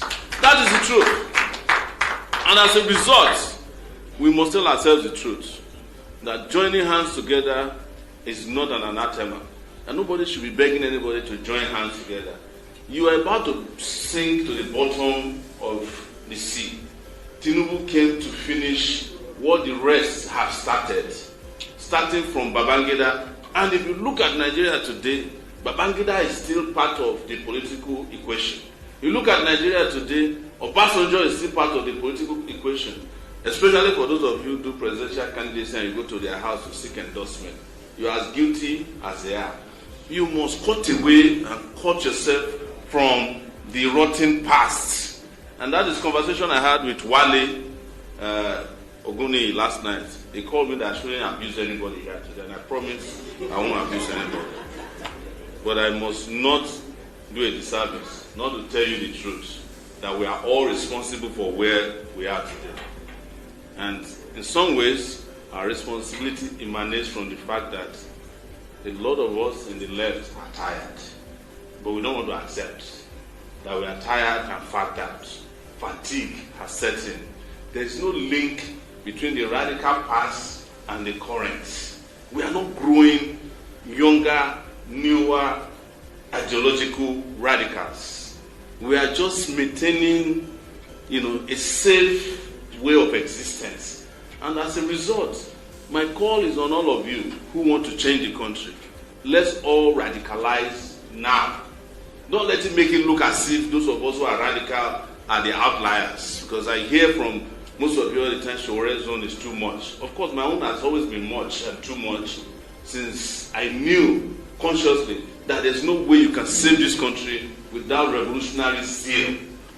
There's no way you can fight and defeat the system without going all out against the system at all levels. So the same way you find me calling out Tinubu is the same way I call out judges when they preside over my cases and I know the case is not going to be in my favor. And no case has ever been in my favor, except I fought for it. So, ladies and gentlemen, if we are serious, and this is not just one of those conferences that we have attended, millions of them, and we end up with another communique that we already wrote before we came to the conference, please, let tomorrow be different. If it is not, if we are not speaking radically to the extent of our problems and finding a fundamental solution to it that requires no complacency, no missing of words, please don't ever invite me to any of these conferences again. Thank you very much. Says that there is prophet. So that's a Sowore. So he dropped his piece. So did Adebayo, the SDP presidential candidate. Okay. In fact, that one actually went for the broke by saying that, or indirectly saying that he was approached to be just another opposition who is just going to be out there pretending to be opposing Tinubu, or while he is working for Tinubu. So he rejected that. Unfortunately, they don't have that much attraction, okay, to get rid of Tinubu. Well, this is what Adebayo said at the same meeting or conference. We are facing a non-performing public officer who wants to pretend that he's performing and want all of us to get along performing with him. And he wants to write a Shakespearean tragedy where we will be given roles to play. So I'm supposed to be a fake opponent, for example. So pretending to be contesting against him without contesting. Then he will like me. I'll give you a lot of money. He already got someone to be impersonating as INEC chairman, who is not the INEC chairman. So before you think of charging Amukutan to call for rigging election, you first have to charge him to call for pretending to be INEC chairman when he's not. So if we want to be happy and there's no problem, we all have to pretend along with him that we are doing transition or election, which is just a prolonged, expensive coronation of one person. So if we don't want to do that, because I will not do that, I'm not very good in drama. So if we won't do that, then we should prepare to fight. So anyone who is not ready to fight should not participate in this transition. Parallel organs in every political party, parallel candidate with political party, parallel program for political parties, and he wants to score 10 million votes, if only 300,000 people are voting. You see, that's why we've been going from courtroom to courtroom, so my apologies. The thing I can say about what is happening to the transition program that we have is that we have to take a template from the transition from military rule. Whatever we did that made us to be able to get the military back to the barracks, we have to do twice that now. Don't be deceived. Whatever they did to get the military back to the barracks, they must be willing to do twice that now, according to him. He's a very good orator, by the way, talking about a Shakespearean kind of like a script that Tinubu is intending to write, where he's going to allocate roles to different individuals who are going to fit into these different roles, all fake, but he wouldn't want to be part of that. He's a very good talker. The same Adebayo at a different fora. But the idea of getting rid of President Tinubu's government in the next election is a security concern. Getting rid of Tinubu is no longer about stolen money, stolen subsidy money, mismanaged budget. It's about to stay alive. Tinubu has to go. That's the only extent to which we discuss the subject. That if a government is failing you, you have to relieve that government. Even members of the APC agree with us now that this idea of one-man rule, which was disguised as one-party rule, and they were joining him, they've discovered now that it's one-man rule, and this one man is grossly incompetent, he's distracted, he's tired, but he doesn't know how to stop because he sees government as a business. But what is important is to ensure that Nigerians don't assume that 2027 is about the political career of individuals. It's about the survival of the country. And if Nigeria survives, then the black race has hope that at least there will be one black country that is functioning in this world. But right.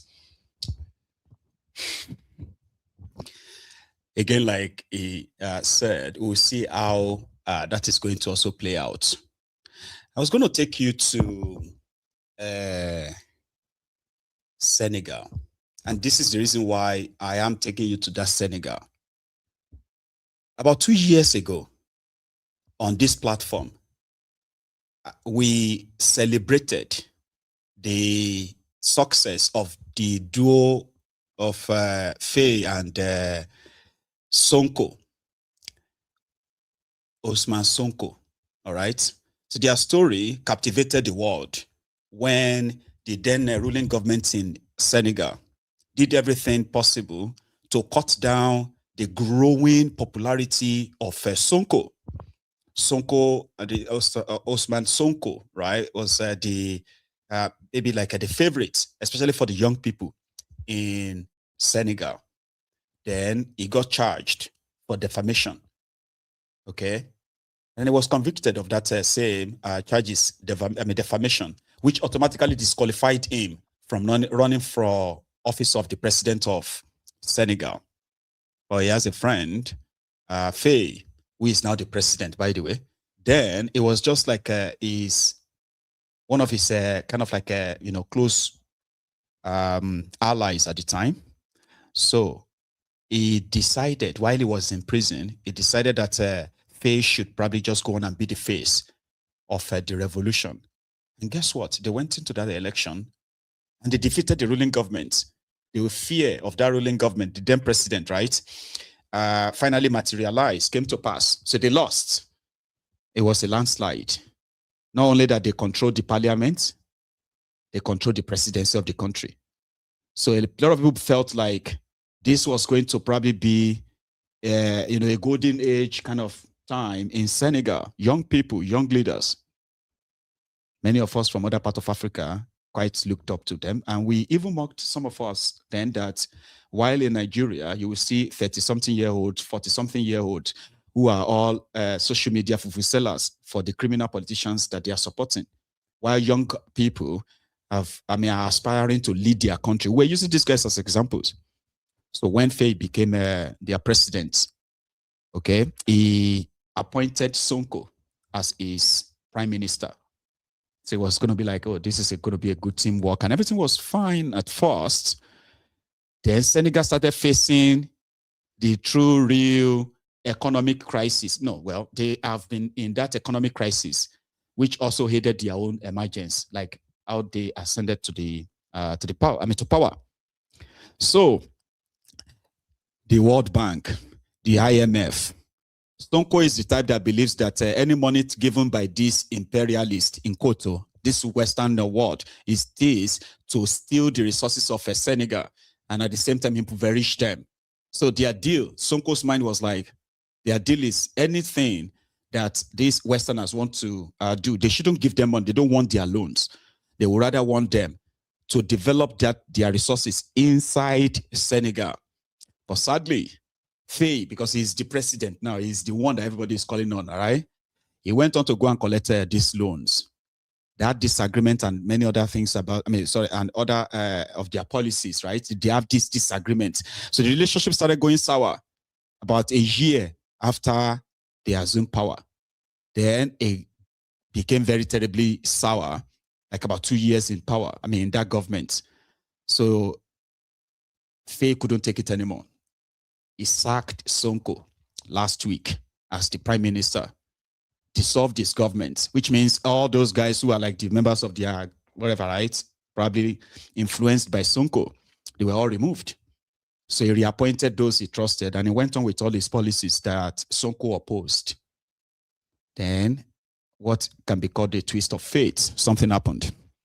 Sonko ended up having the speaker of their National Assembly, their parliament, to step down.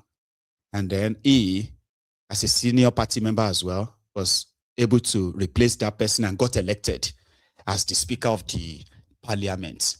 So right now, two former friends, still in the same political party, by the way, two former friends, two former allies, now on the opposing camp, where Faye can no longer do all things he thought he could do, or he was able to do back then, now that Sonko is in the parliament. So that also gives him the chance to now run against him, Faye, in their next election. So I put all this together, it's in French and all that, but you just watch, all right? These were people that we thought would become the model, kind of like a role model kind of leadership in Africa. People we could probably refer to in a decade time and say, when these guys took over Senegal, look at what they did. But that didn't happen.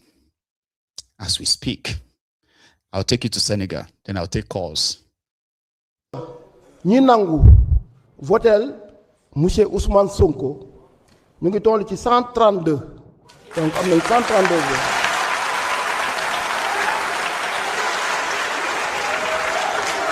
ma yeggale may leen ma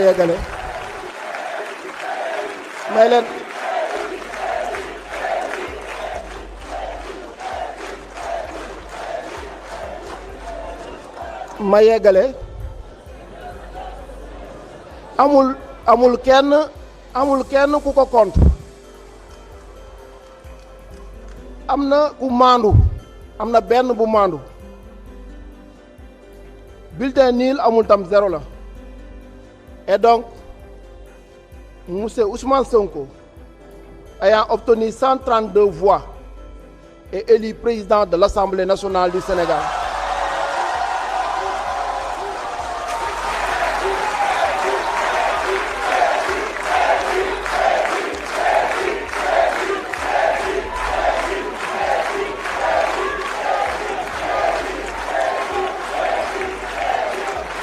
Chers collègues, chers collègues, chers collègues,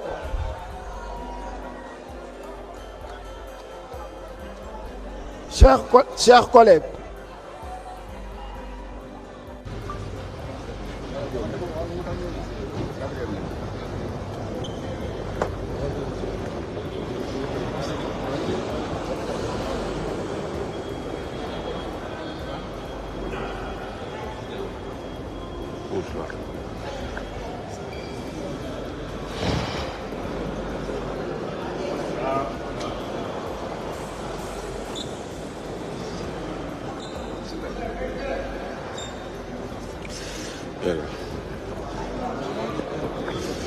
Yarga fu ñuy dem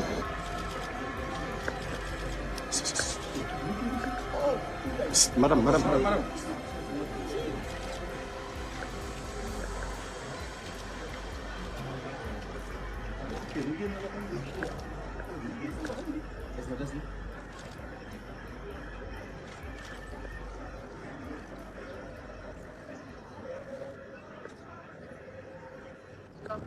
S'il vous plaît, il faut garder le silence. Vous n'avez yëkkati papier ou blanc bi mais bàyyi leen woy.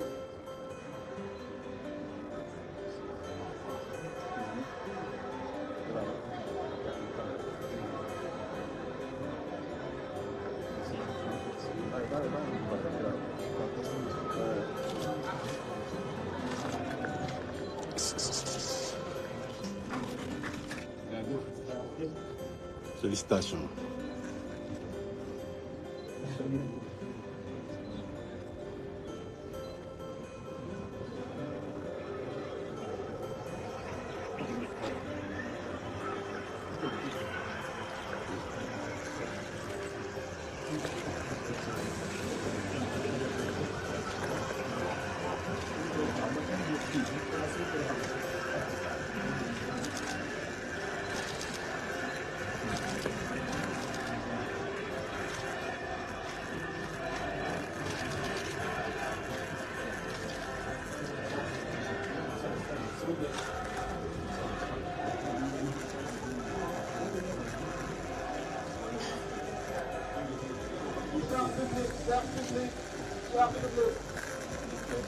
Merci beaucoup.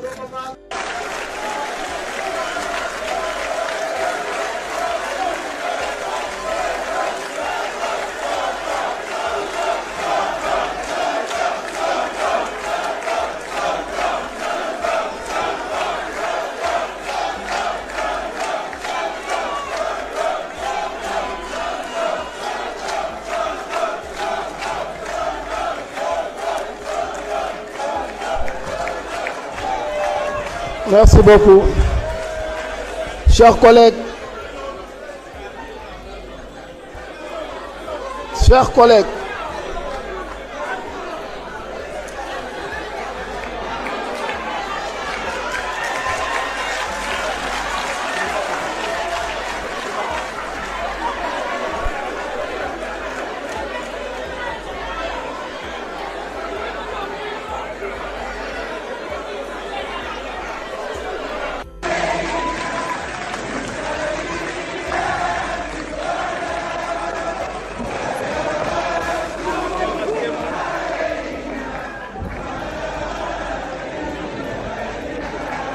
Elle se fera autour des orientations et du programme.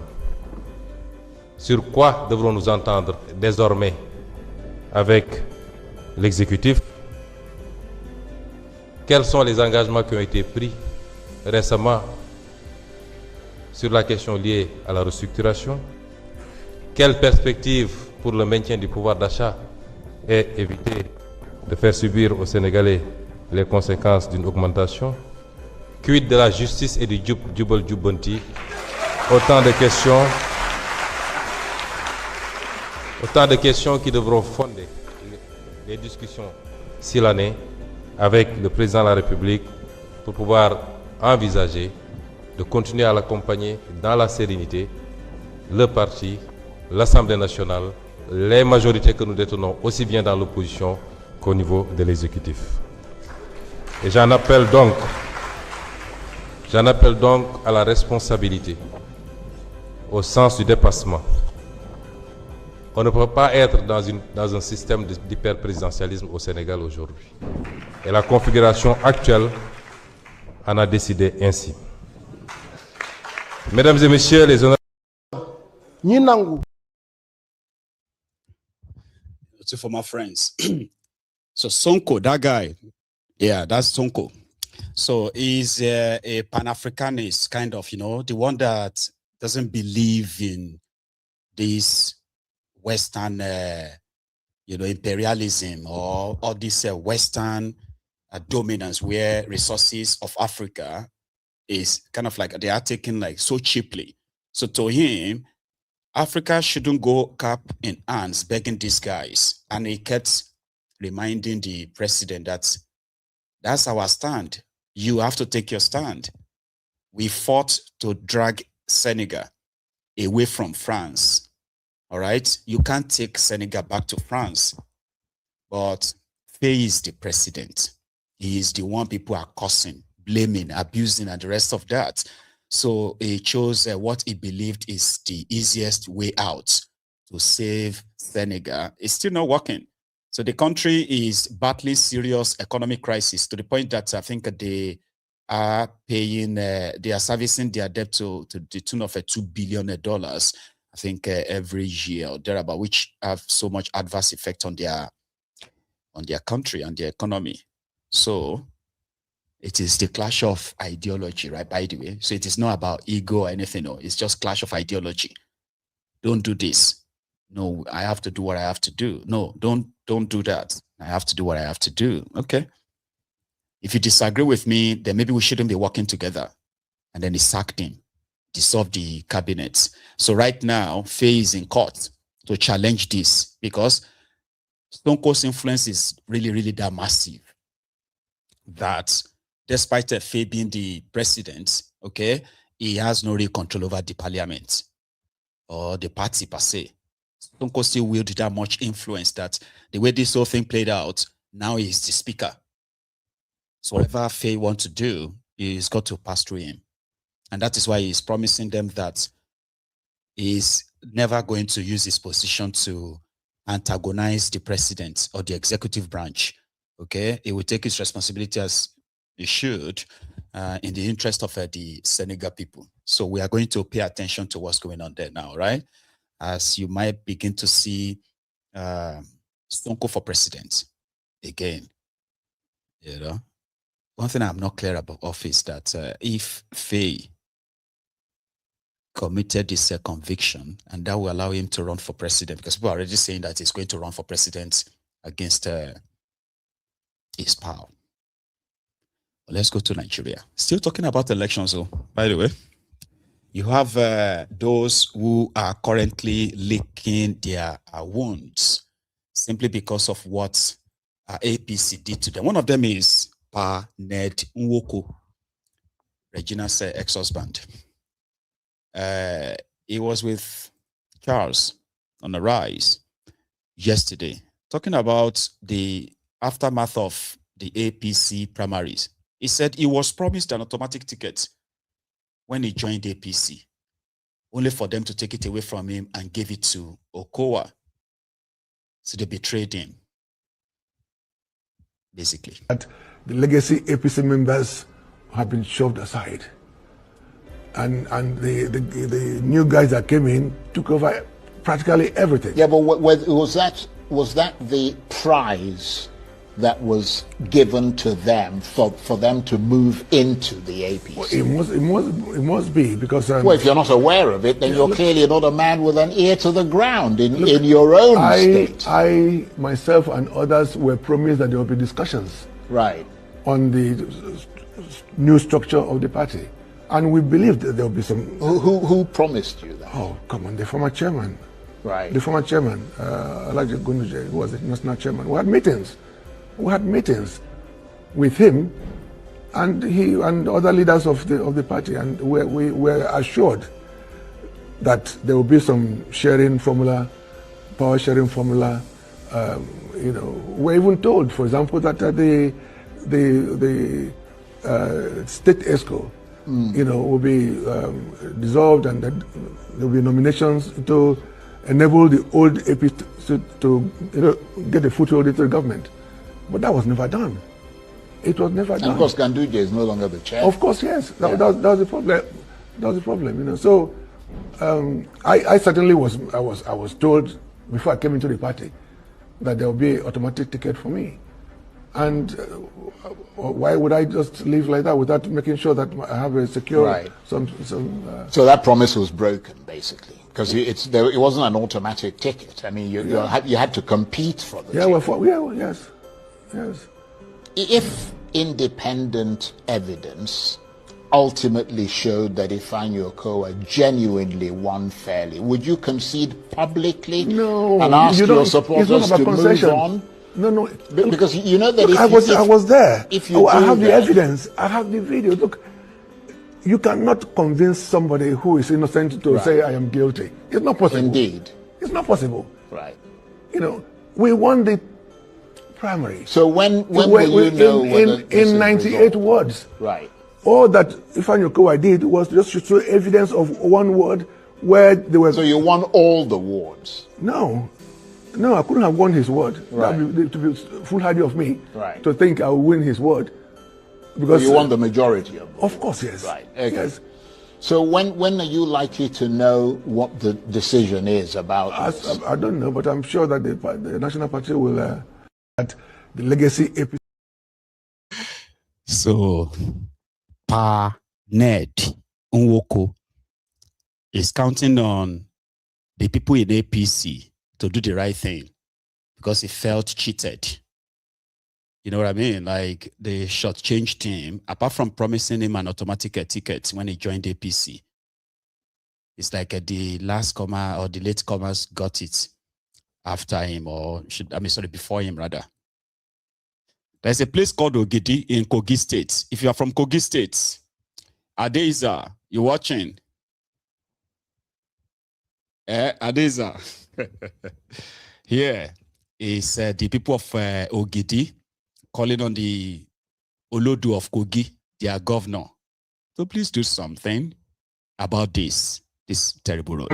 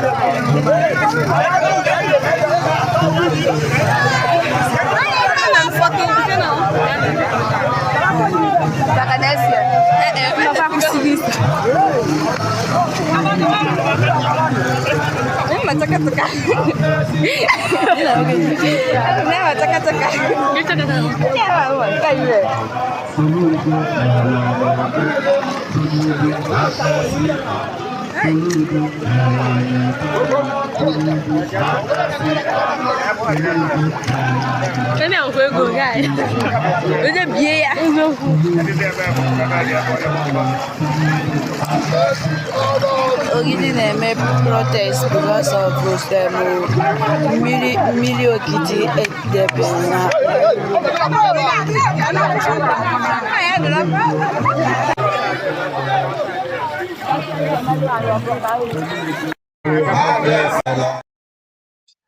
Adeza, I just called you out there, but that's actually not Kogi. Sorry about that. So they said it's in Anambra. But this one is kind of like a capture, right? People were protesting against police brutality. In Nigeria is a place where people will be protesting against police brutality. The government should do something about police brutality.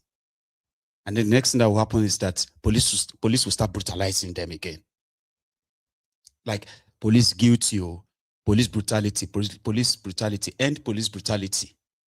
And you are doing that, your peaceful protest, end police brutality, and then boom, bah, go. Police are unleashing the brutality again. Only in Nigeria. I'll show you this. And this one is, I'm gonna know.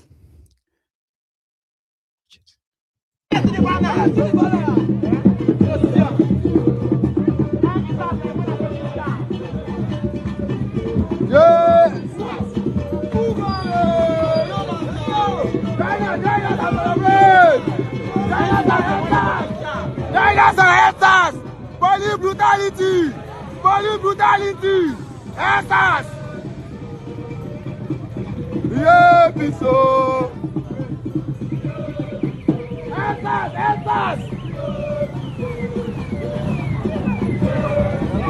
Answers!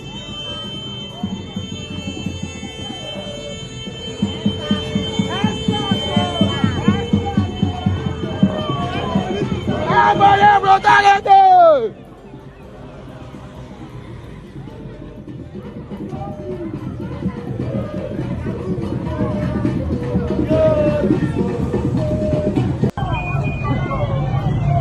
And they're faster.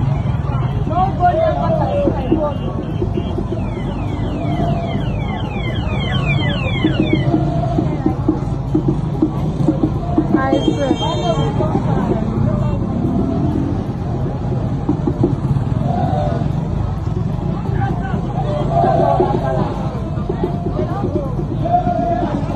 And police.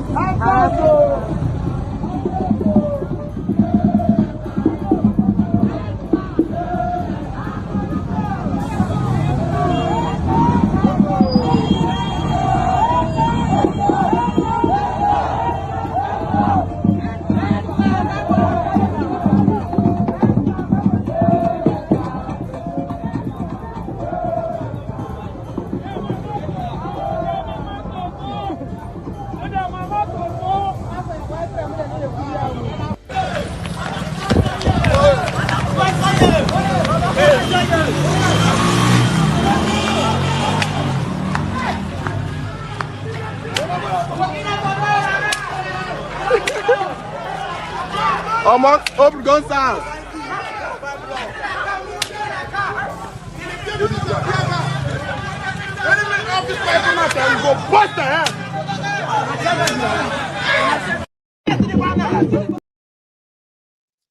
See, you are complaining about police brutality.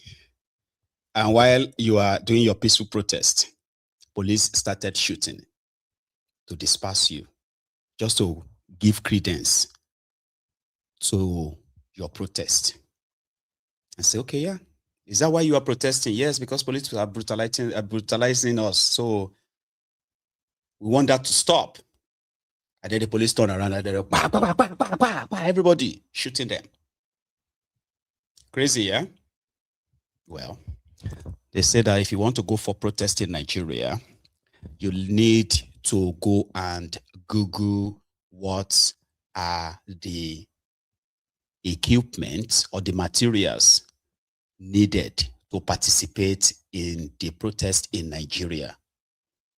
I can tell you some, okay? But you can try and Google it if you want to participate in any protest in Nigeria, okay? No matter how small or big. So you need one, to get yourself helmet, that strong one, gun. You need to get yourself gas mask, okay? You need to get yourself, what do you call that thing? That shield, bulletproof vest. Then you also need to get yourself a very solid standard trainers. You know what I mean? That can help you run. And also, you also need to keep your fitness serious. You know what I mean? Or else, think I'm well, okay? Because the criminals in Nigeria are ready to crush Nigerians who are asking for good governance. protesting bad leadership, even protesting against insecurity in Nigeria. They will have all the needed policemen, DSS, military. They always have all the gears, okay, to suppress any form of protest. But they just don't have all it takes to crush the terrorist. You remember Idi Kabasa, Lord of Ajasa? Remember that guy?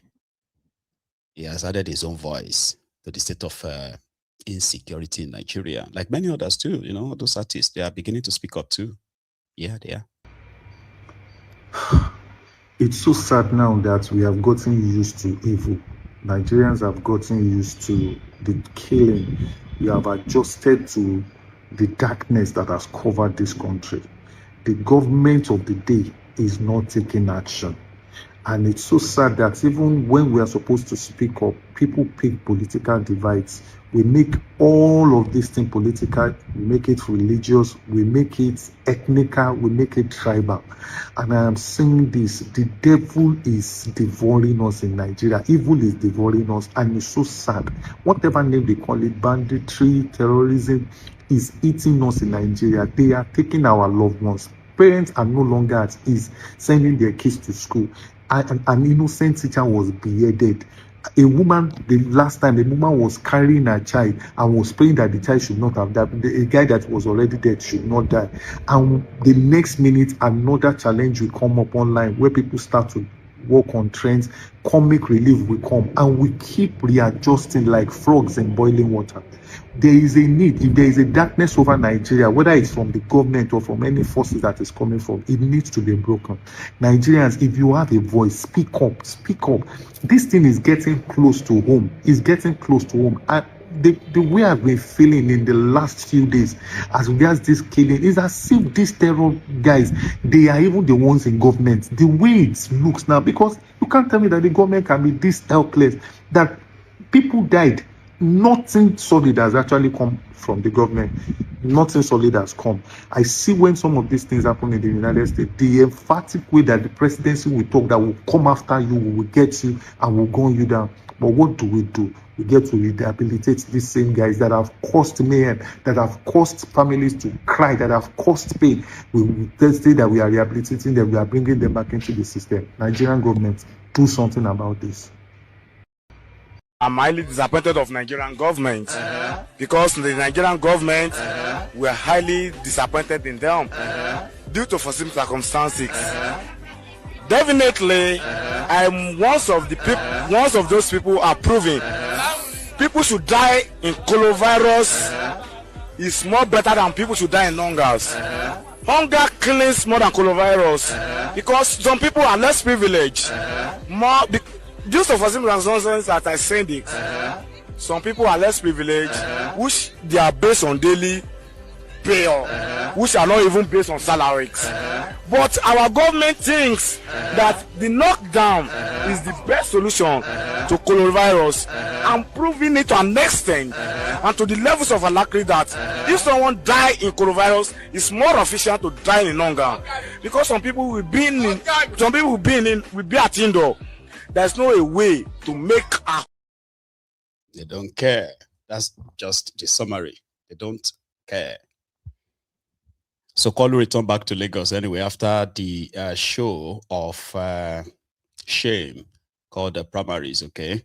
So he returned back to Lagos and he was caught on camera. We are rounding up now.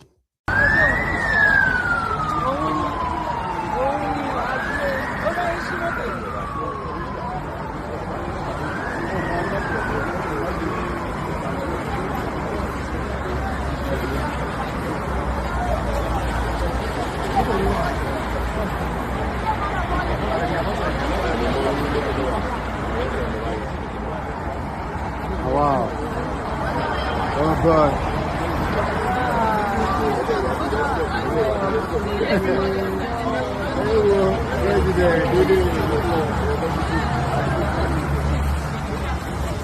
Hey, you see, I'm not past there.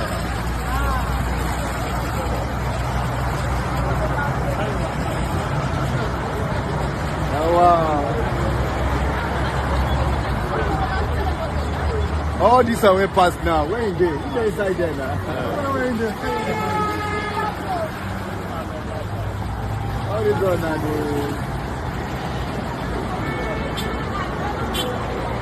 They carry gun everywhere like that.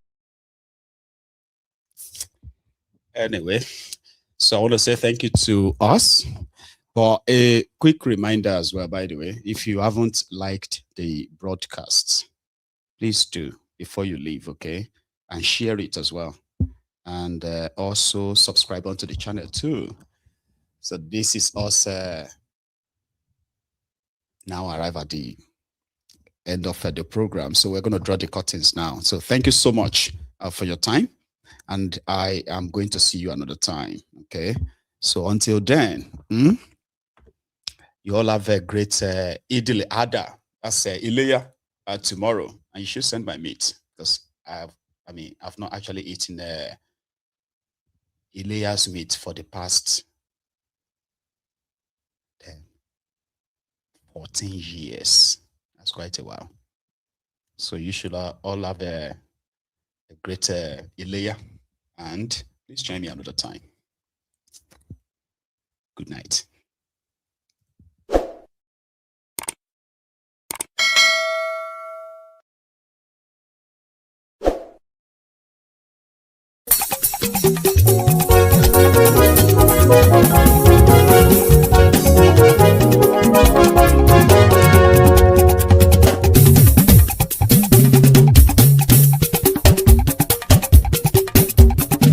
Mayegun làwa mọ̀ làmọ̀ tó dòdòdò.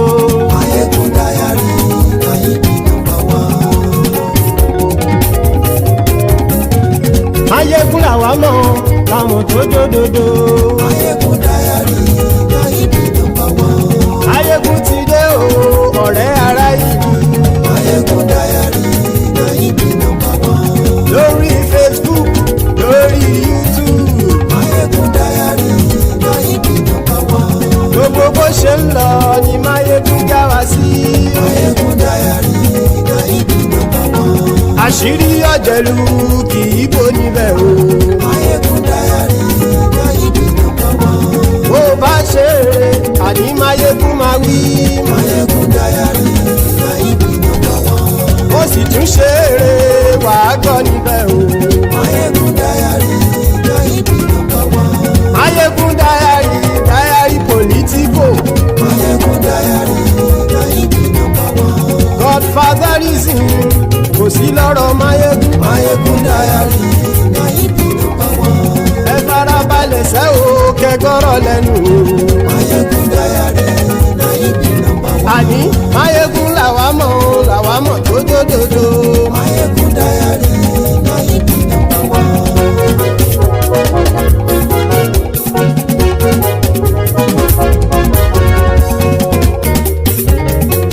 Àní ẹ̀sùn ràkì. Mayegun ti dé. Mayegun ti dé. Ọ̀jẹ̀lú ẹ̀sùn ràkì.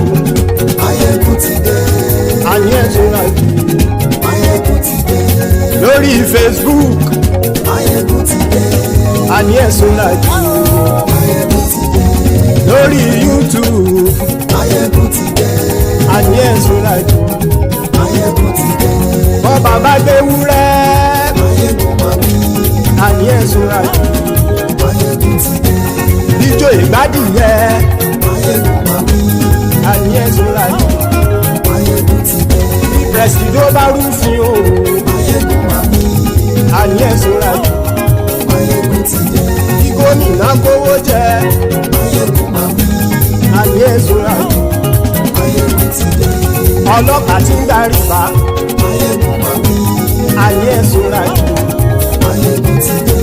Aṣòfin tí ń rúfin o. Mayegun máa wí. Àní ẹ̀sùn ràkì.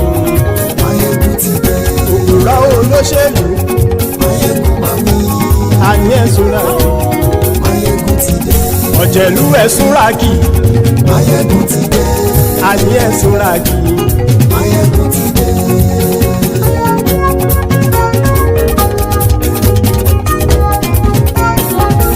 Mayegun ti dé. Gbogbo ọ̀jẹ̀lú ẹ̀sùn ràkì. Máyégún ti dé gbogbo ọ̀jẹ̀lú ẹ̀ súnra kì ṣùgbọ́n ní bá ti ṣe èyí tó yẹ kí wọ́n ṣe ọmọ bá dèrò ní fi wọ́n níran o. Máyégún ti dé gbogbo ọ̀jẹ̀lú ẹ̀ súnra kì Máyégún ti dé gbogbo ọ̀jẹ̀lú ẹ̀ súnra kì ṣùgbọ́n ní bá ti ṣe yìí tó yẹ kí wọ́n ṣe ọmọ bá dẹ́rọ̀ ò ní fi wọ́n níran. Wọ́n fowó bẹ́ẹ̀ o Máyégún ó sọ pé wọ́n ò fẹ́ bẹ́ẹ̀. Wọ́n fowó bẹ́ẹ̀ Máyégún ó sọ pé wọ́n ò fẹ́ bẹ́ẹ̀. Oníkanṣá ti ṣe yìí tó yẹ kí wọ́n ṣe fáwọn ará ìlú tó gbé wọn débẹ̀ o. Máyégún ti dé gbogbo ọ̀jẹ̀lú ẹ̀ súnra kì Máyégún ti dé gbogbo ọ̀jẹ̀lú ẹ̀ súnra kì ṣùgbọ́n ní bá ti ṣe yìí tó yẹ kí wọ́n ṣe ọmọ bá dẹ́rọ̀ ò ní fi wọ́n níran. Kì máa yí ṣe eré ọ̀rọ̀ yìí kì í ṣe ẹ̀fẹ̀. Kì máa yí ṣe eré ọ̀rọ̀ yìí kì í ṣe ẹ̀fẹ̀. Ẹni bá ti lè lẹ́bọ̀ lẹ́rù o ọmọ bá dèrò kàṣà ìtú wọn síta. Máyégún ti dé gbogbo ọ̀jẹ̀lú ẹ̀ súnra kì Máyégún ti dé gbogbo ọ̀jẹ̀lú ẹ̀ súnra kì ṣùgbọ́n ní bá ti ṣe yìí tó yẹ kí wọ́n ṣe ọmọ bá dẹ́rọ̀ ò ní fi wọ́n níran. Tẹnitẹni ọmọ Máyégún ọ̀rẹ́ ara ìlú mọ̀mọ́ ni mo fọlọ́hún ṣọ́ ẹ̀ bá kìlẹ́bù lóòótọ́ olódodo ìlú ọ̀tá ìlú mọ̀mọ́ ni ìwọ ṣá máa ń ṣọ́ra kò sì mọ́ bẹ̀rù bọ́tà ń lè rí bóníṣègùn lé káwọn mọ̀mọ́ fi ṣera wọn ni ó ti dẹrùn tí wọn ò gbọ́dọ̀ sì mọ́ bẹ̀. Èèpo ọ̀gọ̀ lọmọ bá dérò tàjẹ́ ò gbọ́dọ̀ jẹ́ ó ti jọba lórí abínú ẹni kò sì mọ́ bùyà àìsíwọ́lu ní ẹnìkẹ́ ìgbódì ẹyin lábàrá o ó kó ẹni tó bá dán o àkàmù. Máyégún ti dé gbogbo ọ̀jẹ̀lú ẹ̀ túnra kì Máyégún ti dé gbogbo ọ̀jẹ̀lú ẹ̀ túnra kì o. Ẹni bá ti ṣe yìí tó yẹ kí wọ́n ṣe ọmọ bá dèrò òní fi wọ́n níran o. Máyégún ti dé gbogbo ọ̀jẹ̀lú ẹ̀ súnra kì Máyégún ti dé gbogbo ọ̀jẹ̀lú ẹ̀ súnra kì ṣùgbọ́n ní bá ti ṣe yìí tó yẹ kí wọ́n ṣe ọmọ bá dẹ́rọ̀ ò ní fi wọ́n níran.